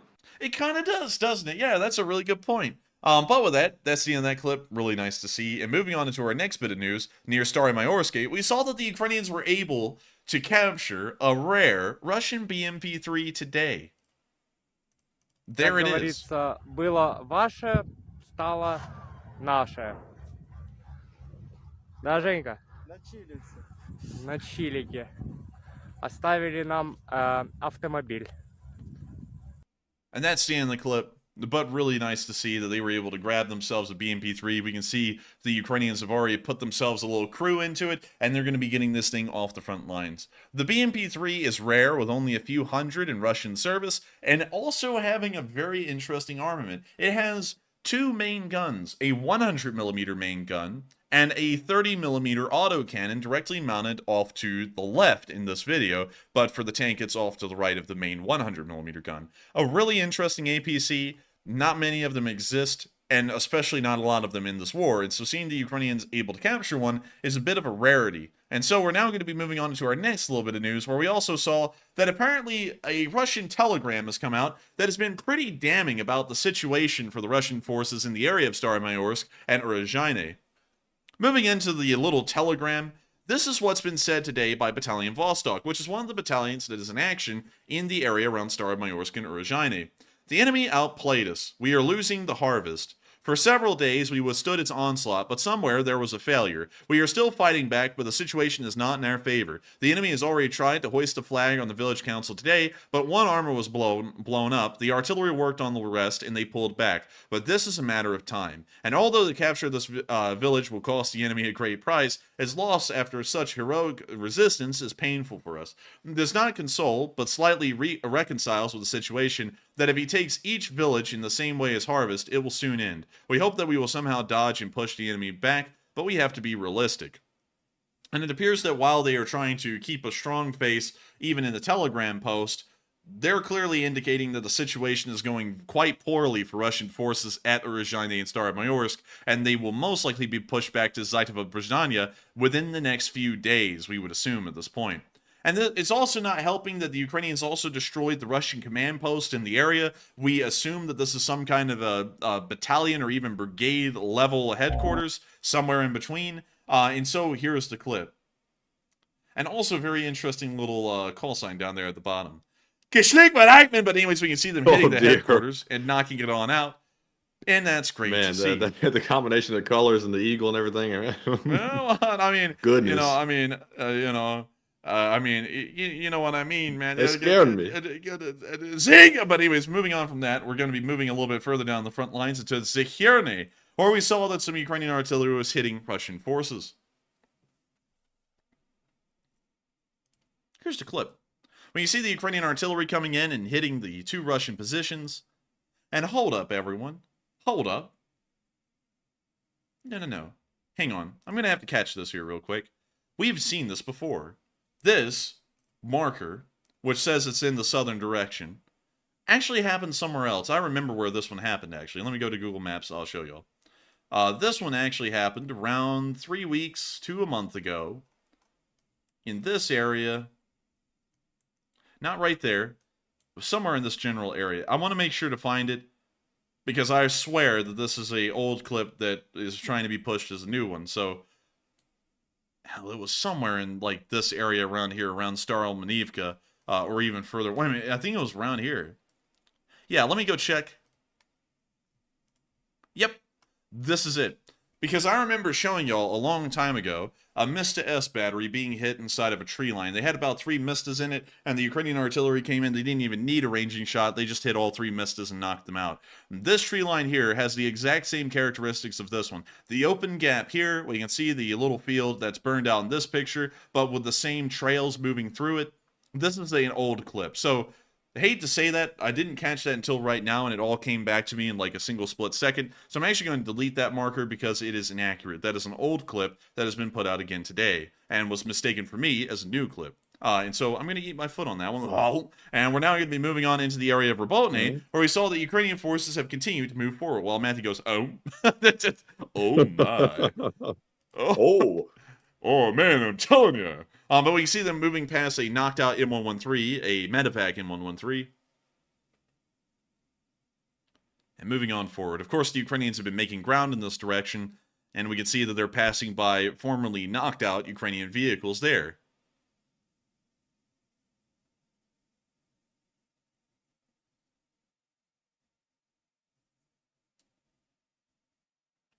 We see them showing off the tree line. You know, I get so used to the clips having music, sometimes I don't even see if they have music anymore, I just mute them. But that's the end of the clip, and great to see the Ukrainian forces are advancing forward in the area. According to Deep State UA, and we'll be moving down to that area of the front line here, the Ukrainian forces have not advanced on the map today, although we did see this video come out today showing a frontline advance. Nevertheless, great to see, and I hope they keep it up. Moving on into our next clip, near the area of Lhove and Piatsky-Katsky and Lipkove, we saw the 46th Brigade hitting Russian forces in this area. Check it out! Also, they have the... Dude, that's the sound that the microwave makes at like 12 o'clock at night after we get done with the stream and I'm trying to get a hot pot. I gotta go beep, beep, beep. But anyways, Mandalorian helmet is their division emblem. Pretty neat. Well, actually, their brigade emblem. Well, you see the kamikaze drone coming on in to the Russian vehicle, tilting on down to get the best shot. And we can see a little Ukrainian trident pop up. And it goes right into... It's some kind of opening on the vehicle. Oh, it's a BMP. It's a BMD. Sorry, it's a BMD. So it's going right under the turret right there. And that was a hit. We now see them going for a Russian trench line in one of the dugouts inside of it. And it goes right into the door. Oh, man. Oh, yeah, right into the door. We now see that from a good distance away on another drone. And look at them, they got the Discord call open, the Telegram. Man, they're on Discord with the boys, just chilling. Yeah. And now here comes the next FPV drone. This one looks like it may have been a little bit off the mark, but let's see if the other drone watched it hit. Sadly, it didn't, apparently. That one did look a little off the mark, though. We now see the next drone coming in, and I don't know what that is, but the FPV drone hit right behind that Russian. We don't know how successful that was yet. And now we can see one of the rare Russian trenches that was dug in a zigzag, which makes it a little bit more effective against direct hits. But we can see the FPV drone hitting, and it appears to have hit near a group of Russians. We now see the next drone coming in onto that dugout, and hello! And it looks like they're going to be getting in today. Gee, man, you would think they'd eventually come up with like a plywood cover to put over the openings of these things. I feel like that would really mitigate a lot of casualties, but we don't want to give the Russians ideas. Oh, there they are right there. Oh, hello. Now we can see the drone hitting him. And someone said this it must suck to get hit by those propellers on those drones. I would hate to get a drone reckoned into me like that. I think that's the least of their concerns. That's the point. Like, dude, that's like watching someone, like shoot a gun and be like, man, I would really hate to, have that thing fall on me, off of a wall or something while I was sleeping. That would hurt. It's like, oh, I think getting shot would probably be worse. But anyways, oh wait a minute, we got look at him. He's not even looking. Man, he's completely unaware. He's going dun dun dun dun dun. That I've got to go and make a TikTok today, and he's not going to make it today. But we can now see the next drone coming in. Dude, overcap. Dude, this drone is calling so much cap on the Russians, it's overcap. And here it comes, right into the trench. Oh, wait, I think that Russian may have actually moved out of the way in time. Yeah, I think it did. I think it missed him. I think that was a fail. I think that was a fail. But that's okay. They got about another, like, what, 100 of these for this one guy in the unit, so I'm sure he'll be fine. He's just on the Discord with the boys, chilling, watching the footage. And we can see the Russians in this little tree line here, and oh, that may have actually done something. And so with that, that's actually pretty cool how they're doing that. I've always wondered how the Ukrainians stream the video back to the command headquarters. Apparently, they just have their phone out with Discord on, and they do like a live stream, and it goes back to like the Discord call. Dude, you sit there and call up your commander. He gets on the Discord call. What's up? What's up? Hey, check this out. And then you live stream it to him. I mean, that's actually pretty like smart. Like just to use like a free thing like Discord to do that. Yeah, it's pretty smart. I wonder how secure that is, though. It must be pretty secure, apparently. But with that, that's the end of the Southern Front news, and we're now going to be moving up to Kyiv to cover the speech from President Volodymyr Zelensky here on day 535 of the war. And so, without further ado, here is the speech, and let me make sure everything is set up correctly. It's in Ukrainian, the subtitles are on, and things are rolling, and the audio is at max. And without further ado, here's the speech. Бажаю здоров'я, шановні українці, українки. Є у нас ще один результат в роботі з партнерами. Для безпекових гарантій Греція приєдналась до декларації Великої Сімки щодо гарантій для України. Це вже 14-та країна. Окрім Греції приєднались Бельгія, Чехія, Данія, Фінляндія, Ісландія, Ірландія, Латвія, Нідерланди, Португалія, Румунія, Іспанія та Швеція. Я дякую кожній державі. І наша команда працюватиме далі заради нових учасників, заради того, щоб кожна держава і кожен лідер, які зацікавлені в спокої та безпеці, могли проявити своє лідерство в тому чи іншому форматі безпекової співпраці. Мир не має альтернативи. Кожна країна, яка працює з нами в рамках безпекових гарантій для України, в рамках формули миру, саме такий сигнал дає державі-агресору. Мир буде, агресія програє. Дуже важливо, щоб кожного тижня Росія бачила нову міжнародну активність на підтримку України і нормального життя. Сьогодні я хочу особливо подякувати кільком країнам, які цього тижня зробили нові кроки для більшої безпеки, більшого захисту наших людей. Передусім Німеччині 2 додаткові пускові установки Петріотів. Це дуже вагомо. Дякую. Дякую, Німеччина, дякую людям, дякую тобі, Олафе. Кожне суттєве посилення нашої ППО – це тисячі врятованих життів людей, реальне наближення повноцінного повітряного щита для України. Кожне наше місто, кожне село мають бути захищені. Це стане основою загальноєвропейського повітряного щита. Коли російський терор програє в Україні, вся Європа переможе. Цього тижня наші прикордонники отримали мобільні комплекси медичної підтримки від Нідерландів. Нідерланди взагалі серед лідерів в оборонній співпраці з Україною, в політичній взаємодії, реально захищають життя, гуманітарний вимір і теж змістовний. Я дякую за це людям Нідерландів. Дякую всім, Марк. Дякую тобі. Є готовність Азербайджану надати новий пакет гуманітарної підтримки, зокрема обладнання для розмінування. Це теж один з ключових напрямків нашої роботи з партнерами. Розмінування. Україна потребує і техніки від партнерів. І дуже важливо створення виробничої бази в Україні, щоб ми могли очистити нашу землю від російських мін. І це завдання треба виконати не за десятиліття, за роки. Загалом станом на зараз 174 тисячі квадратних кілометрів нашої держави потенційно небезпечні через міни, через боєприпаси, що не розірвалися. Щодня наші спеціалісти виявляють сотні вибухово-небезпечних предметів. І чим більше у нас буде машин для розмінування, чим більше буде спеціальних дронів для розмінування, тим активніше ми зможемо повертати безпеку. Дякую кожній країні, які нам допомагають. І хочу сьогодні окремо подякувати усім нашим фахівцям, які займаються розмінуванням, реально працюють на землі, розміновують поля, територію населених пунктів, ліній, електропередач, об'єкти інфраструктури. Минулої доби по всій країні працювали 133 піротехнічні розрахунки, найбільше у Херсонській, Харківській, Донецькій областях. Я дякую вам, кожному і кожній, хто очищує українську землю від слідів російського терору. Особливо відзначу кількох фахівців.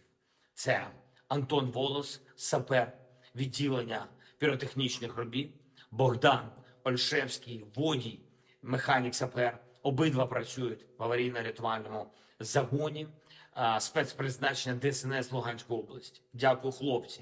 Сергій Сіроштан, начальник групи піротехнічних робіт Головного управління ДСНС України в Херсонській області. Дякую, Сергію. Працівники поліції, підполковник Валентин Мельник, підполковник Ігор Підлісний, полковник Ярослав Костів по черзі керували групами вибухотехнічної служби, 10-15 груп в Харківській області. З вересня 22-го року і по цей час на звільненні від окупанта території. Дуже активно, дякую вам.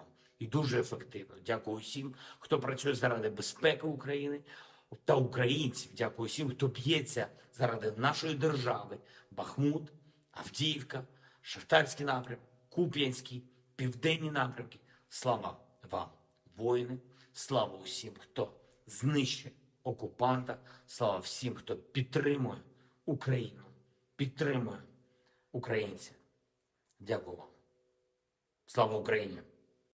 Rom Slava. Rom Slava. And with that, that is the end of the speech from President Volodymyr Zelensky, and that is the beginning of the end of the halftime show.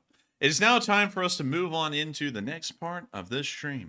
It is a part that many people look forward to every single night. It's the part where we get to talk to y'all the most. We get to talk directly to y'all. We get to cross this threshold and sit in y'all's rooms. Which sounds kind of creepy, I'm not going to lie. That's weird. That's it. We get to cross this threshold, and we get to talk to y'all. We don't get to sit in y'all's rooms because that's really weird sounding, but we do get to talk to y'all face to face nearly. And that's something that I find really cool every single night. And so with that, to talk to y'all in some way, largely as a group, we have, of course, put up some polls for y'all to vote on to see what y'all's overall opinions or majority opinions are on certain things that have been happening today. And so with that, what do we got, Matthew? All right, and moving right back into our poll segment. Also, I see people like the word use of blithering in the live chat. After the enforcer got to see that. But anyways, hang on, Matthew. Blithering. Spell blithering. Could I have it used in a sentence? He is a blithering idiot. Blithering. But anyways. But seriously though, if you know who we're talking about, he really is. Like, I've never come across anybody quite as dumb as that person. But anyways, moving back to our polls. The first one says, will the Ukrainian offensive eventually cause a big break in Russian lines or only gradual progress? 65% said a big break will eventually happen. 17% said it will be gradual progress. 13% said it could go either way. And 6% said unsure. And on that one, I personally think that it will be gradual progress. While the Ukrainians are very well equipped at this point to handle the Russians are deeply entrenched, and we can't ignore the fact that that is a very hard fight. And I don't think there's going to be a single tipping point where all of a sudden all the Russian lines collapse all at once. I don't think that's going to happen, but they will make progress. The Ukrainians will. But Enforcer, what say you? I would have to largely agree with what you said there. But one thing I think is always a bit of a misnomer is that everyone always thinks that in military terms, the entire front must collapse. And that is something that doesn't even need to happen at all. The Ukrainians just have to break one part. You see, a chain is only strong if all of the links hold together. If one of those links break, the chain comes apart, and the chain's useless unless you go and remake that link or you find a way to put the chain back together. And that is exactly how a military's front line works. If a link in that chain breaks, you have broken the entire line effectively, although the rest of it may be perfectly fine. I think the best example of that in recent modern history could be seen in the Second World War when the Germans conducted the Blitzkrieg and they used the Argonne Forest in Luxembourg to punch right past the Maginot Line, which is the most heavily defended and fortified area of the line, and also the incredibly well fortified and defended parts of Belgium at that point. A lot of people kind of are under the misunderstanding in Second World War history that there wasn't a large military force anywhere inside of Belgium or the Netherlands. That's actually a little untrue, but there was this one weak spot in the Argonne Forest area, almost like there was in the First World War, where Britain and France said there's no way in hell that a German armored force could make its way through that forest effectively. There's no way. We would have a pretty good idea that they're coming. And they were completely wrong. And so a breakthrough happened in this area here, and after that one link in that front line chain broke, the entire thing collapsed, and France would fall within a month after that. And that is something always important to remember. If the Ukrainians push on this line, and let's say there's a break at Verbove, or let's say there's a break in the area of Staromaiorske, if a unit in that area just completely collapsed, or the Ukrainians exploited that area and blasted clean through it, that means that effectively, if the Ukrainians exploited it properly and moved quick enough, they would succeed in collapsing the entire southern front. It only takes the one link to break, and that area will collapse. So that's my take on it. It's still going to be a tough battle, though. They are dug in well, and while they don't have a strategic reserve and these units are eventually going to be worn down, it's going to take time for them to be worn down, and of course other things can happen. Who knows? You know, the future is completely what would be the best way to say it, Matthew? All-inclusive, I guess is the best way I could think of it, wordage-wise. Anything could happen. Hell, the Chinese could start supporting the Russians. Maybe we'll even see Chinese volunteer forces. I don't think that's going to happen. It's like a 5% chance, if anything. But who knows? Who knows what the future holds? But I think that the Ukrainians will eventually break one of these Russian units in the south and be able to exploit that gap in the line at some point. So with that, I hope that does address that fairly well, and we are on to the next one. All right, and our next poll says, Wagner recruitment stickers are appearing in Poland, stating, "We are here," and is Poland now compromised? 47% said yes, Wagner agents are in Poland. 25% said no, it's just a Polish troll. 20% said no, it could be, but we need more info. And 8% said unsure. And on this one, I am a little bit unsure, because I wouldn't put it past the Wagner to have snuck into Poland at this point. It's not all that hard to sneak into a border, and I'm not sure exactly how strong Poland's borders actually are. They're presenting the image like they're very strong, but of course there is a lot of border that there is to cover, and there might be some gaps in the coverage. So they could have snuck in. However, it could just be a Polish troll, and maybe it's someone trying to cause chaos, because there are people like that. We know that for a fact. But I'm going to need some more info first. But Enforcer, what say you? It could just be someone like it could just be a troll. Like a blithering idiot. Yeah, it could just be a blithering idiot. I mean, hell, I think there was one passing through that area a while ago. It could be another one. Who knows? But but one thing I'd have to say is I honestly don't think it is the Wagner. I'm trying to think about that the best I can. The Polish have had the Belarusian border locked down hard for a good while. So I would think that they probably would have had it locked down well enough that no one would be able to make it through. Y'all have to remember that back in 2019, when the whole Belarusian migrant crisis happened on the Polish border, the Polish were beating people almost to the inch of their lives with poles. Like, almost nobody crossed the Polish border, and if they did, they were picked up just a few miles in.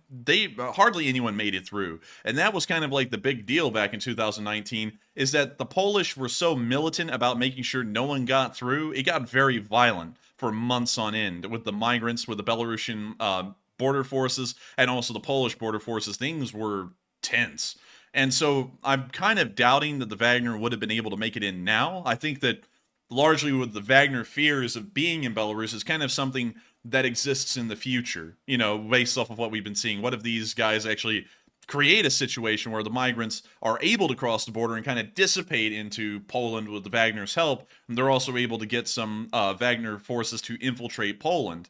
I think that would be more so the case. And also you have to think, the Wagner probably wouldn't want their presence to be known in a real sense, because then the Polish are tipped off that they are there. Instead, it would be smarter to just get these guys in there and keep them quiet and allow them to pretty much operate as spies, gathering up information on Polish infrastructure, Polish military abilities, and the current situation near the border area to then feed back to the Belarusians and the Wagner unit. That would make a lot more sense than going into Warsaw and posting stickers, because it just gives away that you're there. But then again, they could be doing that as well. You never know. It just seems like it wouldn't make any sense, but the Russians don't really make sense. But in my opinion, I think it's more so of a troll than the Wagner group being there itself. I don't think that has happened yet. It may happen, but I think it'll probably be like 2 to 3 months down the road. And so with that, I hope that does address that fairly well, at least in my opinion. And with that, we are on to the next one. All right, and our last poll says, days ago, Russia transferred Yandex assets to Putin loyalists, and is this why the co-founder spoke out? And just for some context, we covered this a couple days back, but Yandex is the equivalent of Russia's Google, and the co-founder has made very strong statements denouncing the Russian war in Ukraine. So 68% said that's probably why he spoke out, 19% said unsure, 10% said, that's part of the reason, and 2% said, no, it has nothing to do with it. And I'd imagine that is probably definitely a part of it, not the primary reason, but that is definitely part of it. Apparently, Putin used Yandex assets like prizes to give out to loyalists that supported Putin during the coup attempt.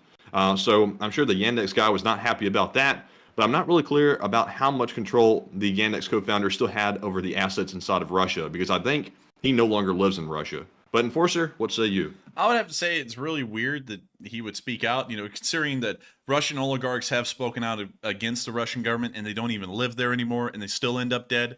But I think that it may be because of Putin kind of using Yandex as parts of Yandex as trophies to people who backed him up. That may actually be the case. So I'd largely agree with you on that. And also another thing really quickly to circle back to the whole Wagner thing that we were talking about a minute ago, someone brought up a good point in the live chat. Let me make sure I can go back and find it here.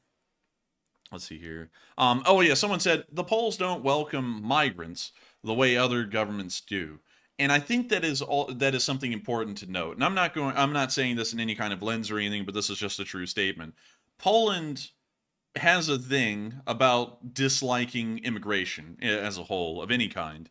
And they are very militant about ensuring that refugees do not enter their country. They have a hardline stance that no refugees enter Poland, period. And the Polish people, from what we understand, the Polish public is largely supportive of that idea.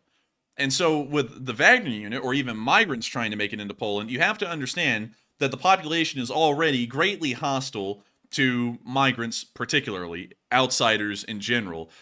Although the Wagner can try and slip in with the migrants, the Polish public is going to try and report the migrants whenever they can, if they have the ability to. And they're also going to notice that these Wagner guys may not speak Polish, they may only speak Russian, and they'll most likely also report them as being suspicious characters as well, which will put the Polish authorities onto them immediately. And that's something important to note about Poland that is different than other countries, say like the Baltic states, that have a bit of a different mindset on that, is that Poland would probably, well, the Polish citizenry would probably be a lot more proactive in scouting out possible border breaches and then reporting them to the authorities.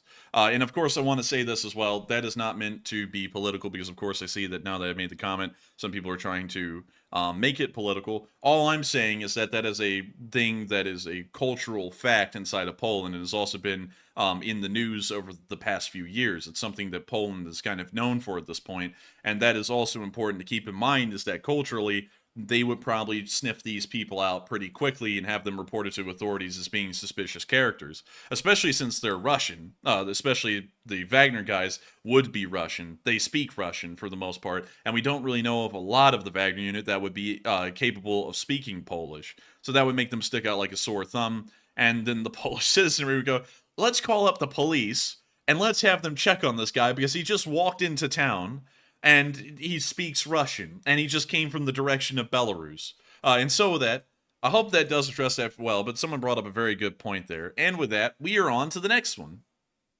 All right. And also, by the way, real quick, not political whatsoever. I want to make that clear up front, that it comes down to each country's policy as to what the migration policy is. And, it comes down to what they believe and what they want. So, it's not up to us to say what Poland should do. It's whatever they choose to do. That's basically what works for them. But Anyways, moving on to our next. Actually, was that our last poll? I think that was our last poll, wasn't it? I think that may have been our last one. And also, before we move on from that, another good point that a lot of people have been bringing up is that they took in Ukrainian refugees. A lot of them. They actually took in the most out of any other country, millions of them. And that is also true as well. But the difference about that is that the bringing in of Ukrainian refugees was an organized affair. They transferred these Ukrainian refugees into camps, and then they transported them to hotels, and then eventually a good amount of them ended up making their ways into apartments in major cities, or they ended up being taken on by families inside of Poland. And then some of them still live in camps and hotels and things like that, but that's a smaller group of them from what we understand now. Going off of that, considering that it was an organized process for these Ukrainians to arrive, it's an entirely different picture for a Wagner guy who somehow crosses the border and then he ends up in the village of Suwalki. You know, it's like, why the hell is this guy walking into town and why is he speaking Russian? He's not like the Ukrainian refugees that came in through an organized system where someone was there to receive them or take them in or anything. This guy has just walked into town past the gas station and he doesn't even really speak Polish. And that would tip a lot of people off and make them think that this guy is a little suspicious. And so with that, I hope that does address that fairly well, but y'all had a really good point bringing that up. Because they don't like outsiders, but they made an exception, a massive one for the Ukrainians. And so with that, we are on to the next one. All right, and moving on to our Super Chat questions, because we are now officially out of polls. The first one goes to Marion Deemert, who puts in a $20 donation, and that is Marion's first support of the night. I thought I read another one off earlier, but apparently I'm having some memory issues. But Marion, thank you very much for that support. And she said, got to support the brothers, and they're going to be great lawyers. Hey! Thank you so much. And thank you so much for the support, Marion. And thank you for supporting the brothers. You help us to keep this thing running as brothers. And I got to thank you so much for the kind words as well. Of course, I don't know if I'm going to be a great lawyer or not. Really, the whole goal of me getting a law degree is to go into politics, which everyone always finds funny because I don't talk about politics or take a side on politics, but at the same time, I want to run for politics. So that's always a little weird to everyone, but I promise y'all, it makes sense. Politics is kind of supposed to be... Politics is so nasty. It's so nasty. Man, politics is nasty, and on top of that, my personal opinion on politics in the public sphere is that it actually shouldn't be in the public sphere. That should be something that's a little bit more private. Leave the politics for the political rallies and elections. Rather than that, don't really share your politics with anyone else. It's not really anyone else's business. Unless if you're actively a part of a political organization and trying to persuade people to vote the way you want them to vote. There's really no point in talking to politics to anyone else otherwise. That's just kind of my opinion on it. Even if I ran for a political position, I largely encourage people to leave politics at home. You know, just leave it for your family or very, very close friends. It's not really anything you have to espouse because everyone always goes out there acting like they have some kind of a genius idea, but I swear I've heard every single political standpoint at this point from a million different people. It's just not even original. It's not even worth talking about, in my opinion, for that point. So with that, I hope that does address that fairly well, in my opinion, and holy moly! Holy moly! Holy! But anyways, thank you so much once again for the support, Marion Deemert, and thank you for saying we'll be great lawyers. Hopefully I'll be a great representative, and then in the future, a great president. And so with that, we are on to the next one, but thank you so much once again for the support. I'm just going to say up front that if you hire me for legal services, I'm not going to be running around like your personal fixer like some people do, if you know what I'm saying. Oh, man. Oh, man, I'm telling you. Oh, man, I'm telling you. Personal fixer, it's a great thing to have. Throw them under the bus. Go to jail. Right now, go to jail. Don't pass go. I'm telling you this. We got to get a personal little fix. We got to get a shrink. We got to get a shrink up in there. We got to get a great one, the best one. And we're going to have them coming around here, and they're not really going to do a lot of lawyering. They're just going to do a lot of talking. And I'm going to go to jail. But anyways, with that, we are on to the next one. All right, and moving on to our next super chat, we have a very generous $200 donation from Walter A. Lakota Jr., the in-house merchant marine. And Walter says, Aloha, Enforcer Matt, and LSA from OG Ellison Bosun. Nautical term, shot, is 15 fathoms or 92 feet. 2 questions of some knowledge. 1, which is long a Roman mile or a nautical mile? And 2, which is shorter, a standard mile, a brain teaser? Take one from the chat. And I would say a nautical mile sounds longer to me.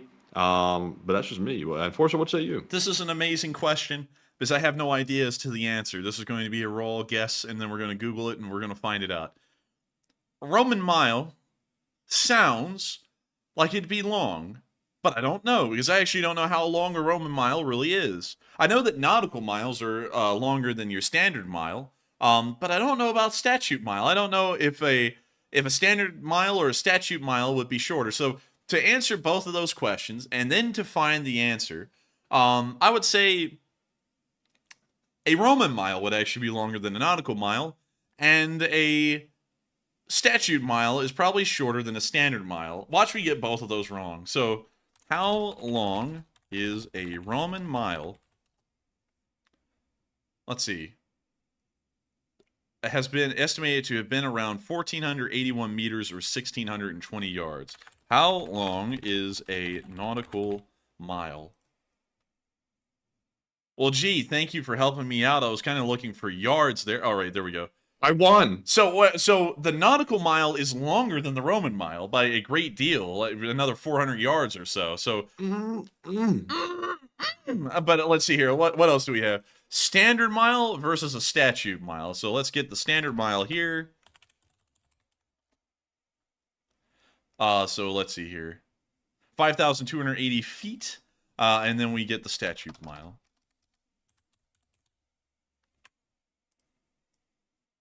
The statute mile. The statute mile. That's that law book mile. Man, that's that contract mile. You know what I mean? Man, read off the statute, would you? I know. It is the consideration of the consideration of the consideration of the parties that are considering the consideration. But anyways, moving on from that, the standard mile and the statute mile are the same length.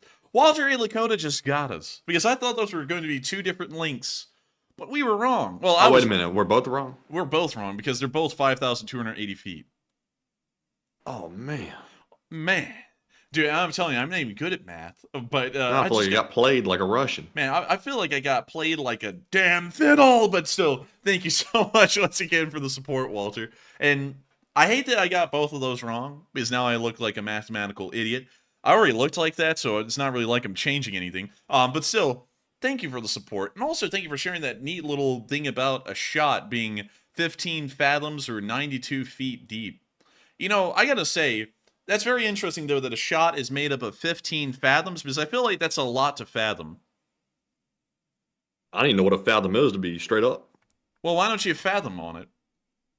Man, I can't even fathom this statement. Man, I think it's unfathomable. But still, thank you so much. Aight, dog. Thank you so... Wait, what? Aight, dog. Aight. You know, like that cereal, you know, it's like Frosty Flakes, and then there's the off-brand one that just says day aight. But still, wait, let me go pull that up. Day aight. The off-brand Frosty Flakes. What would that be called? Frosty. I don't even know what the hell that would be called. Hang on, I found it. Blithering Flakes. So it's actually the meme. Someone put this over it, but here's Kellogg's Frosted Flakes. They're great. And then oh my God. Frosty Cornflakes, day aight. Man, that tiger looks so shady. Like it's gonna sell you a used car or maybe some drugs. That's what I was about to say. A used car, man. That thing looks like it's selling used cars. Like all the way. Man, that thing is so shady. Like the way its eyes are like all like calm looking and like cracked out. Dude, this thing looks like it runs a pool club with like sticky floors. You know, that's what it looks like. I mean, I'm telling you, man, that thing is blithering. That's the word of the night, everyone. Blithering. We have to make sure that everyone knows that. And so with that, I hope we answered the question of that fairly well about where that joke was coming from. It comes from here, that meme in particular. And also, did someone just say cereal brand? Oh yeah, I did say that, didn't I, Robert Durham? I said cereal brand cereal. But anyways, with that, I hope we addressed that fairly well. How the hell do we even go from fathoms to cereal? I don't even know. That was like the weirdest rabbit hole we've ever gone down. But still, thank you so much for the mass amount of support, Walter, and helping this channel keep on running, because folks like you help us to keep the lights on behind the scenes. And I have to say, help us to pay the monthly electrical bill. So thank you so much for the support, and I hope that does address that fairly well. And with that, we are on to the next one. And thank you for being here with us tonight, Walter, the OG Ellison Bosun. And I hope that wherever your ship is moored, I hope you're having a fun time. And so with that, thank you so much once again. Hope that does address that fairly well. And with that, we are on to the next one. All right, and Walter requested a live chat question, which will go to Jordan S., who says, do you think it's possible the black smoke on the Kirch was malfunctioning smoke machines, possibly catching on fire? Maybe. That's actually an interesting idea, but half of them? I don't know. I mean, it's not out of the picture. The Russians screw up everything, so maybe half of them did end up, going to the wayside. But still, half of them, that would be insane. But I'm not going to rule that out, though. That's a good point. And maybe that's what happened, is that the smoke generators ended up catching on fire, and then they turned up being smoke generators anyways, but it was the wrong color of smoke, and it wasn't thick either. And so with that, thank you so much once again for the support and helping this channel to keep on running. And I hope we addressed that fairly well, because that's actually a very interesting, out-of-the-box idea. And so with that, we are on to the next one. All right, and up next, we have a $20 super chat from BC Skyman, as well as a $10 donation from Snow White, as well as a $10 super chat from Nicholas Condor as well. And all three of them, sadly, don't leave comments, but thank you, BC, Snow White, and Nicholas for that support. And of course, we do appreciate it very much. And also, thank you for the super stickers. I saw them earlier. I can't remember what they were, sadly, but we do appreciate it. And Enforcer, what say you? No comments on 3 of them. None. Oh, my lord. But BC Skyman did put in the little samurai doge with the #1 flag. I like that one. That's really cute. And thank you for the support as well, BC Skyman. Day let's see. Where is... So Snow White put in a pair saying thank you. And I got to thank you so much for the support. Also, Snow White, and helping this channel to keep on running. Sadly, I can't see any other super stickers. I do see Nicholas Jones, though. It just was $10. It didn't have a super sticker or anything. But I'd have to say, first off, thank you for the support, Snow White. And another thing is that the super stickers are pretty neat. And I hate when there's no comments. Y'all don't know how much I hate that, because I always want to make sure that we can address something whenever y'all send in support, because I know that some of y'all support the channel just out of the fact to keep the lights on and help us to keep this thing going. But I always feel like we could give y'all a little bit more for y'all support, like an answer to a question or conversate with y'all a little bit. That is a word. I'm going to Google that, because I know some people are about to say conversate isn't a word. Conversate is a word. Right there. Oxford Dictionary. It's in the freaking Oxford Dictionary. Conversate. Engage in conversation. It is a real word. Is conversate a proper word? Yes. Conversate is definitely a word. In use in English for over 200 years. But I always want Some people find its informality grating. Informality? Informality? That's what it said. And it said slang. No, hang on. If that thing is in a dictionary, how could it be slang? I mean, you don't see busted in the dictionary, do you? Oh, it is informal. But let's see here. Many people find this informality grating, and most usage guides will caution against using it in any formal writing. And I'll add on, most people guide you and caution you not to use it on YouTube channels or get flamed. Yeah, let's see. Let's type in the origin of the word conversate. Where did it come from? Origin of word conversate. Have conversation to test it by 1888 in literary representations of African American vernacular, apparently a back formation from conversation or an elaboration of converse. There is an isolated jocular use in an English book from 1851. So there's the answer. That's where it came from. So with that, I hope that does address that fairly well. It's something I've heard in the South nonstop. Everyone says conversate in the South. I have never heard anyone not say conversate.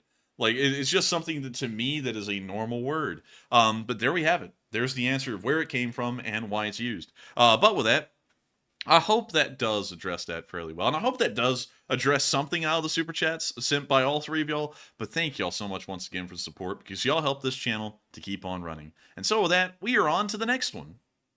All right, and up next, we have a $20 super chat from Butchie777. And thank you very much, Butchie, for that support. And they said, a few years ago, I took a trip to the edge of space in a MiG-29. And wow, that's very impressive. That's really cool. And they said the pilot was only pulling 8G. Only 8G during the aerobics. And if it wasn't for the pressure suit, I would have passed out. And take a question from the live chat, please. And Slav Ukraine. And that's impressive. You didn't pass out at 8G even with a pressure suit. Yeah, I know. I would have been... But still, thank you so much for the support, Butchie. And also, that is cool to hear that you were able to fly in a MiG-29. I would love to fly in the back of any kind of plane. Rather than economy class and an Airbus A330, that is hell. I think that's like the next thing to purgatory is that. It's terrible. It's absolutely horrendous. I don't recommend economy class in the back of an Airbus A330 to anyone. It's bad. And I know a lot. I know almost everyone in the world flies economy. It is economy class after all, so it's actually affordable, unlike the other classes in the plane. But why in the world did they have to give you no legroom and also squunch you up so close to everyone else? You know, back in the day, like back in the 80s, the seats were actually like tolerable in economy class, or their equivalent at the time to economy class. Now they make it to where it is actual hell. Like, why? You know, they're not even making any money off of economy class. I don't know if y'all know that. But no matter how many passengers they put into economy class, they always end up breaking even. The business class and first class seats are actually how the airlines make any money at all, and they still end up losing money. So it's like, why the hell make economy suffering when you're not even getting anything out of it anyways? You know, airline companies are some of the hardest companies to keep afloat of any type of company in the world. Like that's why like they break even on economy. They make some profit on the premium seats, and then first class is where they make most of the money from. But even at that, that's why you see airlines shutting down so often, because it's very difficult.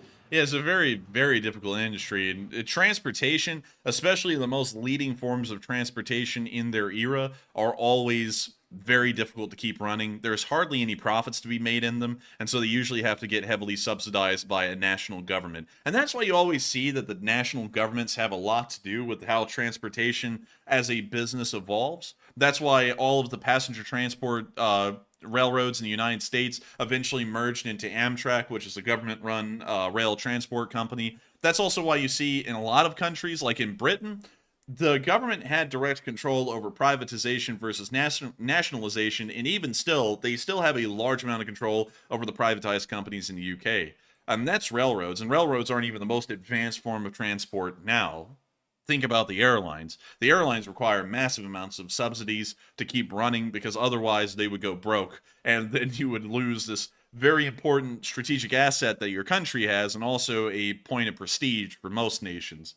So pretty cool, though, to hear about the MiG-29. Getting back to that, because we rabbit holed on that hard. But I would pass out at 8 Gs. But a lot of people don't understand that 8 Gs is about the max that someone can tolerate, even for a few seconds. And that's also been a massive limiting factor in producing more modern aircraft, is that you can make the aircraft more maneuverable. The technology exists out there, but the problem is that the pilots may not be able to actually handle the G-forces that the aircraft would be enduring. They might pass out.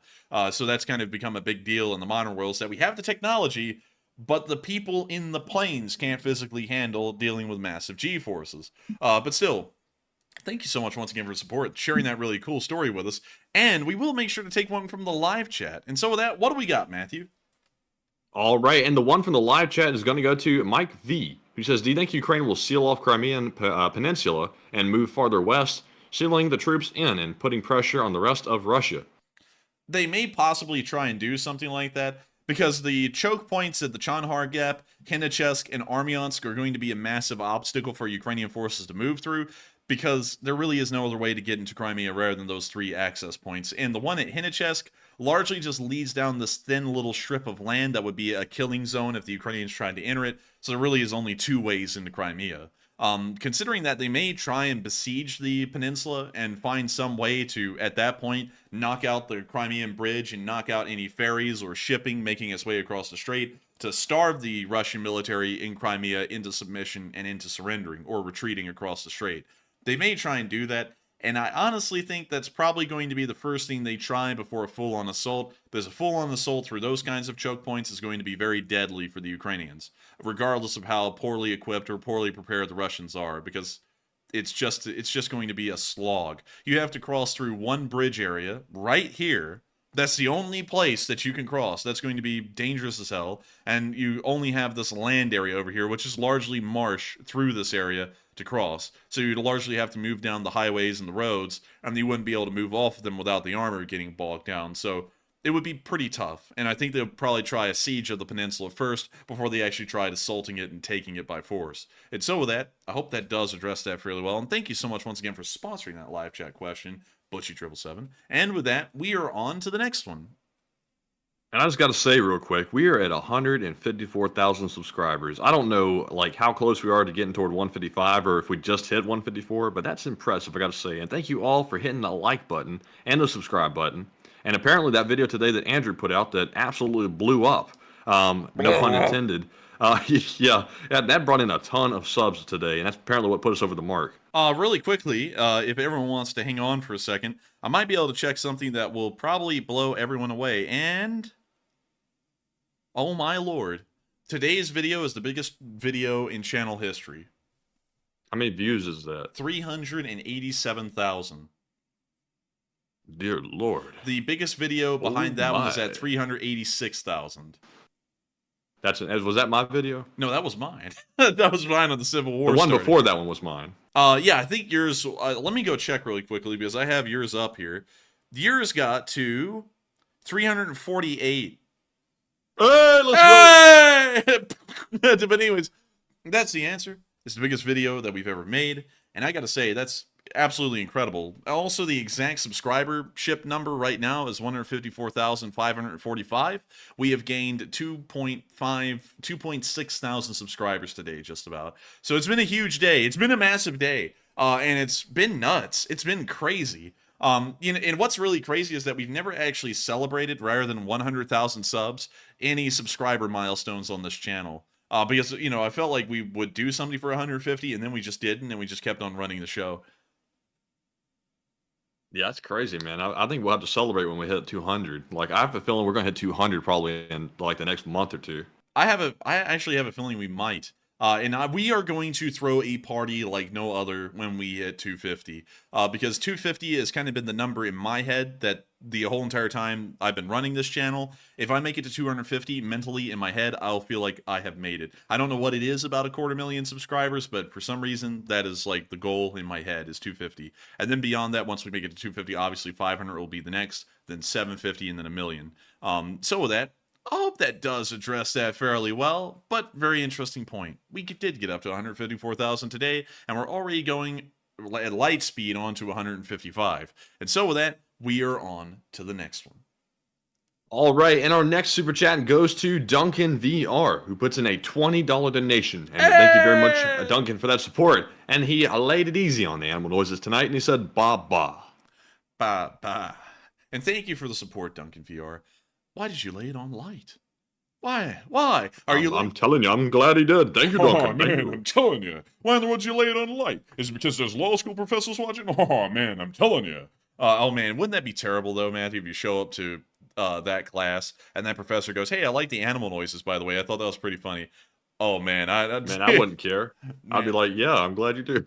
Man, you're going to be sitting there saying, so, about the merch, we actually have a merch store, you can support the channel that way. You get some pretty cool merch at enforcerstore.com, like lowstore.com, but for the enforcer. Hey. But anyways, by the way, just in case anyone was wondering, I really like the Loaf channel. I think it's a great channel. Like, I'm not really into prank channels much, but the Loaf channel and Loaf do it right, in my opinion. Of course, they get trespassed from everywhere and get into a decent amount of legal trouble, but still, they don't go over the top and it's not fake, and I really like that. It's a real, legit prank channel. But anyways, with that, we are on to the next one. But thank you so much once again for support, Duncan VR, and of course, throwing in the animal noises, but keeping them easy. And so with that, we are on to the next one. All right, and up next, we have a $10 super chat from Mr. Lunchtime. And Mr. Lunchtime, it's good to see you once again, and thank you for saving up your lunch money to throw it in for a one-time snack. And Mr. Lunchtime said, in my opinion, the war will not end until Putin is dead or overthrown. And what do you guys think? And great job as always, and good luck in law school, and stay toasty, my friends. And thank you so much for the best of wishes in law school. Welcome back, Mr. Lunchtime. It has been ages since we've had Mr. Lunchtime on. And to answer your question, I don't think Putin will have to die or his government will have to collapse for the war to end. There will be a time where the Russians are so economically exhausted that it doesn't matter the governmental situation, the war will have to end. That's really what ended the First World War, is that the Germans went bankrupt. And also, due to that bankruptcy and the massive economic issues that came out of it, communist uprisings began to happen all throughout Germany. That's something they don't tell you a lot about, is that in 1918, the Germans were dealing with multiple communist uprisings within the German Empire, and that's largely why they started to go into peace negotiations with the Allies at that time, is because they were falling apart due to economic hardships. That's Those something. damn commies. The damn commies. but anyways, I would say that we probably will see a similar thing in Russia. The economy in Russia is clearly showing signs of strain even right now, and I think give it another year's time, the Russians will financially no longer be able to carry out this war. And so with that, I hope that does address that fairly well, and thank you so much once again for support. And with that, we are on to the next one. All right, and up next we have a $10 super chat from Mind Freak. And thank you for the support. And said, grab a live chat question, please. Oh, and thank you very much for that support. And we will grab a live chat question. And it goes to Positively Hilarious, who says, is there any news on the Russian and Ukrainian brigade that is capturing cities within southern Russia? What? The Russian-Ukrainian brigade? I haven't heard about that, actually. I'd have to declare ignorance on that completely. I haven't seen any news about it, and I will be looking around for it, but that seems like it would be a massive deal. So that would be crazy if we missed it, but I will make sure to check, because that is nuts sounding. That's wild. And so with that, I hope that addresses that live chat fairly well. I haven't even heard about that up until now, if it is happening.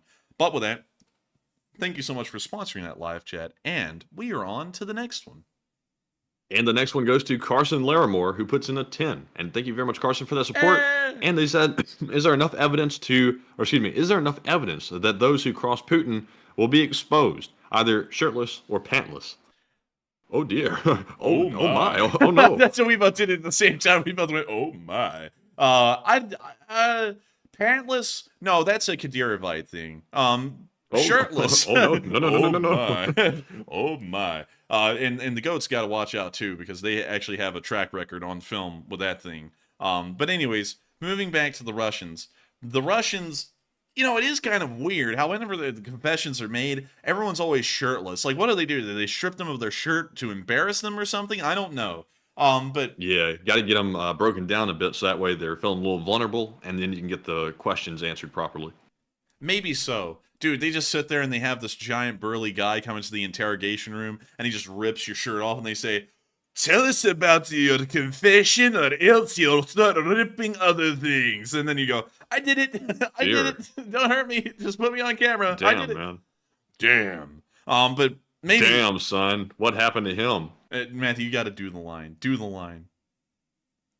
What, the real one? The original? Yeah, the damn, son. You got to do it. Damn, son, where'd you find this? But still, thank you for the support. And I'd have to say, yes to both of those, but really more so in the second part. That's a Ramzan Kadyrov thing. And so with that, thank you so much once again for support. Hope that does address that fairly well. And with that, we are on to the next one. And the next super chat goes to Richard Agur, who puts in a $50 donation. And thank you very much, Richard, for that support. He says, great work as usual, and thanks, gents. And he says, you sent a drone to Ukraine. And what type was it? And did you ever find out how it was ultimately used? And I thank you for the support, Richard. And that's actually a pretty good question. We actually addressed that about a day or two ago. The drone ended up in abysmal failure, to be honest. To explain the story again, the drone was a Mavic 3, I believe. I believe I got a Mavic 3. And we yes, it was at 3 with the little RC little controller with the screen on it. Yeah, and it was also came with a couple of other things as well. But anyways, we packed it up. I took it to DHL, and it cost $500 postage to send it to Poland. Its in location was Przemysl, Poland, because the OPSEC doesn't matter anymore, because this thing is just lost out there in the nether. So who knows where it is anymore? But it's not with us. It's not with DHL apparently. It's just missing somewhere. But anyways, it lands in Rezhau, starts making its way to Przemysl. DHL calls the guy, the third party that's supposed to be handing this thing over to the unit, and then this guy doesn't pick up the phone. Ever. They call him twice, he doesn't pick up. And that happened over the course of about a week. Then DHL said, well, no one picked up the phone, so we're going to send it back to America. So they then put it in the airport at Rezhau. The package flies back to the United States. I get a notification it's supposed to be back at our house. And I say on stream, it's back here. It's back at our house. And it was supposed to be arriving that day, and then it never did. I called DHL and asked them what happened to the package, and they said that according to them, it had actually been delivered back to the house. We never saw it. And so it's just out there somewhere, missing, in a package somewhere. And that was the end of the story. The drone cost about $2,000. The shipping was $500. And it didn't end up making it anywhere. And then to add to the confusion, the guy, the middleman who was in Przemysl, Poland, told the 231st Battalion that he had, in fact, gotten the drone. And I was checking with the 231st about that end of the story, while the DHL was saying the drone was coming back here. And I was like, are you sure that they are saying that they have the drone? And they said, yeah, they're just needing some kind of paperwork. And it was the specific, like, order number and everything else that they were asking me to send to that guy because that guy said he needed it. I don't really know why.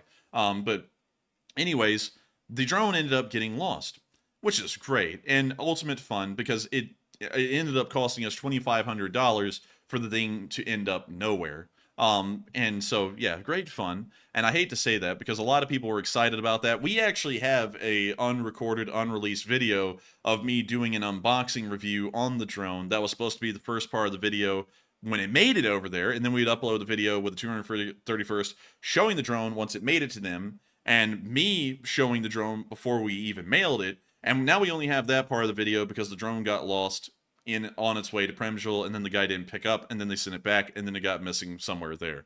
So great story, great, wonderful fun. And some of y'all are probably wondering, am I going to try that again?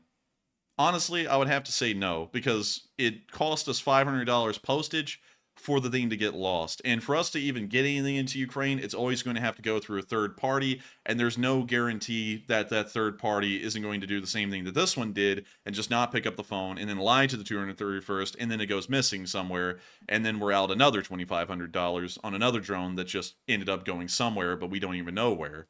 So with that, I thank you for the support, Richard, and I hope that does address that the best we can. That was something that aggravated us greatly. And you know, it was so aggravating. I was like, damn, you know, this was the stupidest thing that could have ever happened. Honestly, that's also why I highly suggest that with the whole drone side of things, y'all find someone who does that, who has a proven track record of succeeding in getting the drones to him. That someone is most likely going to be in Europe. I've heard that there's a lot of people in Poland and Germany who have made that their entire thing to buy drones and then personally take them to Ukraine and give them to the units. I think that will probably be the best bet for everyone. If y'all want to get drones to Ukrainian soldiers, give those folks money. If they have a proven track record, don't just give it to random Joe Blow. And then let them get the drone to them. Because we tried and it just failed outright and is now missing. So with that, thank you so much once again for support. And also, Mick Ranger said, I hope you're disputing that. Wish it could. But we didn't get package insurance on that thing. So if it went missing, it was just good luck to you, pal. And so it just went missing. And then I called them. And yeah, I did try to dispute it. I did try. And I called them. And I was like, hey, this is jacked up. And they were like, I'm sorry, we can't give you a refund on that because we did our end of the agreement. We got that thing all the way over there to Poland and back. And that was on you. We said we delivered it. And so that's what we're going with. So, you know, fun times to see. And so with that, I hope that does address that fairly well. Thank you so much once again for support, Richard. And with that, we are on to the next one. All right. And up next, we have another super chat from Richard Agur, who puts in a $20 donation once again. And thank you very much for the support, Richard. He says, thanks for answering the question on the drone. And that's a bummer and painful. And I thank you for the support again. And it was a huge bummer to us. And also, another thing that interestingly has been spread around that is a lie is that we ran a fundraiser for that drone. And you know, and that's something I've heard in like the little back corners. Here's the thing, you can go back to the video. Blithering idiot. Yeah, from the blithering idiot. The thing is that we made an announcement on our channel that we were going to be sending a drone over, and the first thing I said after that is I didn't want to mention that to y'all because because I'm buying it with my own money and I'm just doing this because I want to. We're not running a fundraiser for this. I don't want y'all to have to try and trust me to send me money and then YouTube take a cut out of it and then me go send the drone. People still send in support for the drone nonetheless, but I made it clear from the outset that I was not doing that as a fundraiser. I was doing that out of my own pocket to do something because the guys at the 231st are amazing folks. That's why I did that. And so if you ever hear anyone saying that, that is completely untrue. You can go back and find that stream when I said that, and you can immediately hear me say after that first announcement, this is not a fundraiser, do not send me money for the drone. And then people sent me money anyways. And I was, in the entire time they were, I was saying, do not do that, because I don't even know what's going to happen. At that moment, I had a pretty good idea in the back of my head. I was like, this drone may never make it to these guys in the 231st. It may get lost in the mail. I think I even said something to that effect when I first made that announcement, and that was kind of our fear. If we actually did do a legitimate fundraiser for this thing and it got lost in the mail, then what do we do? And so that's why we didn't run a fundraiser on it, and that's why I bought it out of pocket. And so with that, I hope that does address that fairly well. But thank you so much once again for support, Richard, and I hope that does address that fairly well. And with that, we are on to the next one. All right. Excuse me. And up next, we have a $10 super chat from David Moyers. And thank you very much, David, for that support. He says, I taught G training in the Navy. They did not G-lock. They didn't pull hard or long enough. And they probably succumbed to a spatial illusion called G-excess. And the Blue Angels lost number 7 due to that illusion. And thank you for the support. And also, Matthew, I think we found one from the Blithering Idiot. They said, you said it's a fundraiser. You told to give us money. I clipped it. I would love to hear that clip, because I remember going out of my way to make sure that it was not a fundraiser. There we go. You got him. Nuked him. Blithering Idiot. Blithering. Blithering Idiot. But anyways. Order. The Blithering Idiot in the back row will sit down. But anyways, moving on back to the super chat. Can you reread it? It says, this one was from David. He says, I taught G training in the Navy. Excuse me. They did not G-lock. They didn't pull hard or long enough. They probably succumbed to a spatial illusion called G-excess. The Blue Angels lost number 7 to this illusion. And I thank you for the support and clarifying that, because I am not an expert. It did look like that to me. And I was basing that off of the Reno air crash. I forgot when it happened. I think it was like in the 2000s. But it was when that P-51 racer guy had cut the wings down on the P-51 incredibly short. And so one of the trim tabs on the aileron ended up having some kind of an issue because the plane was going too fast. And it sent the guy into a loop. He over-G'd, lost control, and then it slammed into the crowd and killed like 50 people. And so that's what I was kind of basing my assumption off of with that Su-30, was that it must have been something similar to the Reno air crash. But considering that you are a guy who is in that field, I know that you probably have that more right than me. And considering that you probably have had experience seeing things like that, or learning about that in theory, I thank you for clarifying that, because I thought it was something similar to the Reno air crash. But with that, thank you so much once again for the support. I hope that does address that fairly well. And with that, we are on to the next one. And thank you so much once again for the support. All right. And up next, we have a super chat from Dion Yurchenko, who puts in a $10 donation. And thank you very much, Dion, for the support. And it said, okay, my question is, how did you get so well informed in military equipment? And it's amazing. And I thank you for the support. And I thank you for the compliment there. The reason why I got really into military equipment and learning about it is because it's just always interested me from a technical side of things. I've never been one in life to go, oh, the tank is cool. Like, I've always been like, well, how in the world is that tank cool? And then I go through the rabbit hole of figuring it out. And you can tell Matthew that gets really annoying, because I'm actually made fun of around my house, because I'll be like, you know, the fork used to be 2-pronged back in the 16th century. You know that, right? And then I'll go through like the history of the fork, and it just annoys the hell out of everyone, because I've done everything like that. So that's kind of how I ended up knowing a lot about tanks and equipment at large. Most of the stuff that you'll see being used on the front lines is because that stuff just really interested me, and so I just started reading about it. I would get books and read about them a little bit. Mostly, though, I didn't buy books because you can find the same information online for free. I would just Google stuff endlessly about vehicles, equipment, technology, and try and figure out the most that I could about it. I'd also say that that YouTube videos from some channels are amazing. Like, they're very good and well researched. Like, one channel that I actually took a decent amount of information from and actually corrected my thoughts on the M2 Bradley with an incredible amount of information was Laserpig, because the guy is a very straightforward, and I would say somewhat aggressive guy, but damn, does he know his stuff. Like, he does incredible research, and it's put out in a way that you just can't argue with it, because it's stuff sourced from the Department of Defense, from actual reports. I mean, you know, it's foolproof, and that actually taught me a good bit about some vehicles like the Bradley and why the movie The Pentagon Wars is full of crap. And based off of how you presented that, I completely agree with him. I completely changed my opinion on that. But with that, I thank you so much once again for the support. I hope that does address that fairly well. And thank you so much once again for the kind words. And I hope that kind of gives a good idea of where I got the information on the military vehicles. But with that, we are on to the next one. Thank you so much once again. All right, and up next we have a $10 super chat from Danny Kennedy. And thank you very much for the support. And he says, for the brother comedy team, and take one from the chat.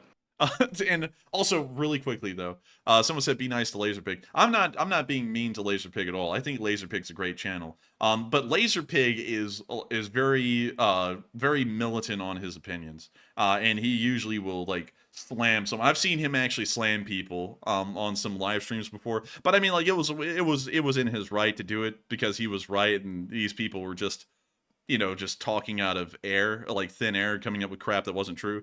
But you know, the best way for me to put it is that that's not how I would go around talking to people, but he does him, and he does it well. That's why he has a successful YouTube channel, and that's why I say he's got his information all sorted out, because there's no doubt about it, he certainly does. So, anyways, with that, moving back into the next one, can you reread it again? For the brother comedy team.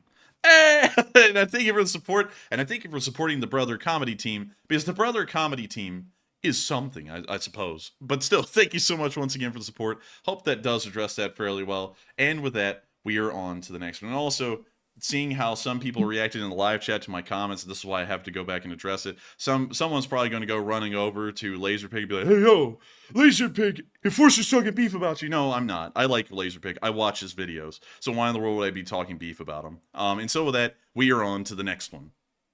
And the live chat question requested by, requested by Danny Kennedy goes to Rad Doctor. He says, does the crashed SU fighter in Kaliningrad show up in the Kyiv casualty report? No, I don't think it did. Let me go check. Because the Kyiv casualty report, the one from the Kyiv Independent, I think it only talks about, it only talks about frontline losses that were confirmed to be taken by Ukrainian forces, not just, you know, random training accidents or calamities like we saw in Kaliningrad. So it doesn't appear to have been included in the casualty report. But with that, I hope that does address that fairly well. And I thank you so much once again for the support. And with that, we are on to the next one. And the next one goes to CK Bold, who puts in a 5 and says, take a live chat question. And CK Bold, thank you for ordering your usual, and thank you very much for that support. And the usual question is going to go to Rider's Eye, who says the recruiting officers were all fired. Any word on why they were charged with corruption? Taking bribes. The reason why they were charged with corruption is that they were taking those sweet, sweet bribes. And that is corruption at its core, really, is accepting bribes. So with that, I hope that does address that fairly well, and I thank you so much once again for support. But that's why they were all fired, is because almost all of them were taking bribes. And so with that, we are on to the next one, and thank you once again. And the next one goes to Craig Platel, who puts in a 5 and says, I doubt the pilots passed out. It takes 5 to 10 seconds to pass out from high G maneuvers, and more likely over-controlling if the aircraft. That may be the case. And also, I said that, once again, based off of the Reno air crash and trying to operate off of a similar principle as to why that crash happened. It looked very similar, at least in this end result, but you may be entirely right as well. And so with that, thank you so much once again for support. Hope that does address that fairly well. And with that, we are on to the next one. And shout out to James Moon, S. Carnley, and Mr. E-Man for each putting in a 5 and without a comment. And thank you all three very much for that support and helping to keep this whole operation running. And the next one goes to Yen Astariel, who puts in a 5 and says, been watching since May 2022, nearly every show, and not always live, from near Mount Rushmore, South Dakota. And good luck in law school. Take a live chat and hear 'em slava. Good luck in law school. They've seen it? They've taken a gander? Good luck. Oh, well, thank you for the support and helping this channel keep on running. And really cool to hear that you're near Mount Rushmore. Let's see here. Where in the world is Mount Rushmore? It's somewhere around here, but where? Wait, is it in North Dakota? Because I swear it's in South Dakota. Yeah, I swear it's in South Dakota. Let's see here. Wind Caves, Black Elk Peak, Rapid City. Where in the world is it? Because I know it's somewhere in this area. Let's type it in. Mount. I'm telling you, could we get another sculpture? Can we make it big and grand? Golden sculpture right on the wall. We've got to make the next one huge, believe me. We've got to make it great. But let's see. Here it is. Where in the world is this? So it's not that far from Rapid City. And let's see here. There's some interesting names for some towns around here, like Hill City, Three Forks, named after the three forks in the road. And then Hill City's named after the hills. And this one is interesting enough called Rockerville, which, funnily enough, it's got rocks around it. I mean, these people came up with some great names. But anyways, let's go to Mount Rushmore, and it's here. So that's where we're looking at. And also, what the hell is the Hall of Records? Hang on, let me check this out. Records, you want those records? We want the records. We want the great records. But let's see. It looks like some kind of a cavern carved in the wall. And I think I remember hearing something about this at some point, about they were planning on putting some of the nation's most precious stuff there. And then I think most of that ended up at Fort Knox anyways. But still, really cool. And really cool to know that you live in this area. We actually were supposed to drive through here on a vacation one time when we were going from, I think we were supposed to be driving through Montana and then through Yellowstone and then across Wyoming and then into South Dakota. But we never ended up making it there. We ended up driving all the way back down to Denver and then driving across the country back to Alabama. If y'all were wondering, wow, that was a lot of driving. Yes, it was. It was like 16 to 20 hours a day, and it ended up being a nightmare. That trip sticks out in my mind as actually being like a not even relaxing vacation, but like a trip of endurance to see how long it would take until I cracked. But anyways, moving on back to this, really cool to hear that you've been up in this area and really need to know you live there. And I got to thank you so much once again for the support and helping this channel to keep on running, and also being a Elite Spring Army viewer from South Dakota. And so thank you so much once again for support. I hope that does address that fairly well. And with that, we are on to the next one. And the next one goes to Burnaby Alex, who puts in a 5 and says the white smoke means they elected a new Putin. They elected no Putin. But still, thank you for the support, helping this channel to keep on running. And that's a pretty good one. I like that. And so, thank you so much once again. And we are on to the next one. And we have a 5 from David Moyers once again, who says, I coach pilots at NAS Johnsville Centrifuge. The average time before G-lock is 5 seconds, regardless of the positive G level, and look up the centrifuge site. I've seen those folks in that G, trainer simulator thing. There's some guy, I think they call him the G Monster, and he can handle like up to 9 Gs for like a sustained, I think like 10 seconds or something like that. He's crazy. His whole face will be drooping and everything. I don't even know how they take it. Man, I tell you, those guys in the centrifuge, whenever they get up to the high Gs, they always look like they're having like a very, very bad, time. Like a stroke. Yeah, like a stroke nearly. It's like a very bad stroke. And I'm like, golly. Like, I'm sure that it's fine because a lot of pilots like live into their 70s and 80s, but I feel like that would have a detrimental effect on your health. Like, I don't know. Something about that just comes off that way to me, but apparently not.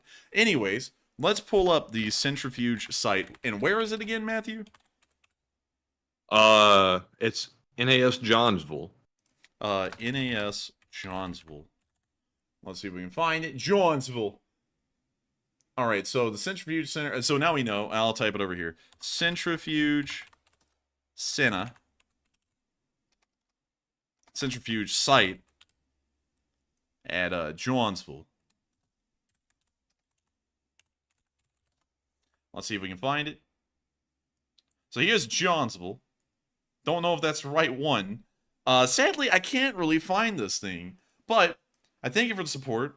And I said that was a fact earlier, and everyone's now proving to me that that is not a fact of how they went out. But still, thank you for the support and clarifying that, because I was apparently wrong, and I said that so confidently, but yet my hubris caught up to me, and I've now been proven wrong by at least 3 people tonight. But still, thank you so much once again for the support. I hope that does address that fairly well. And with that, we are on to the next one. And the next one goes to Carson Larimore once again, who puts in a 5 and says Prigozhin was pantless. You missed a joke, LOL. When was Prigozhin pantless?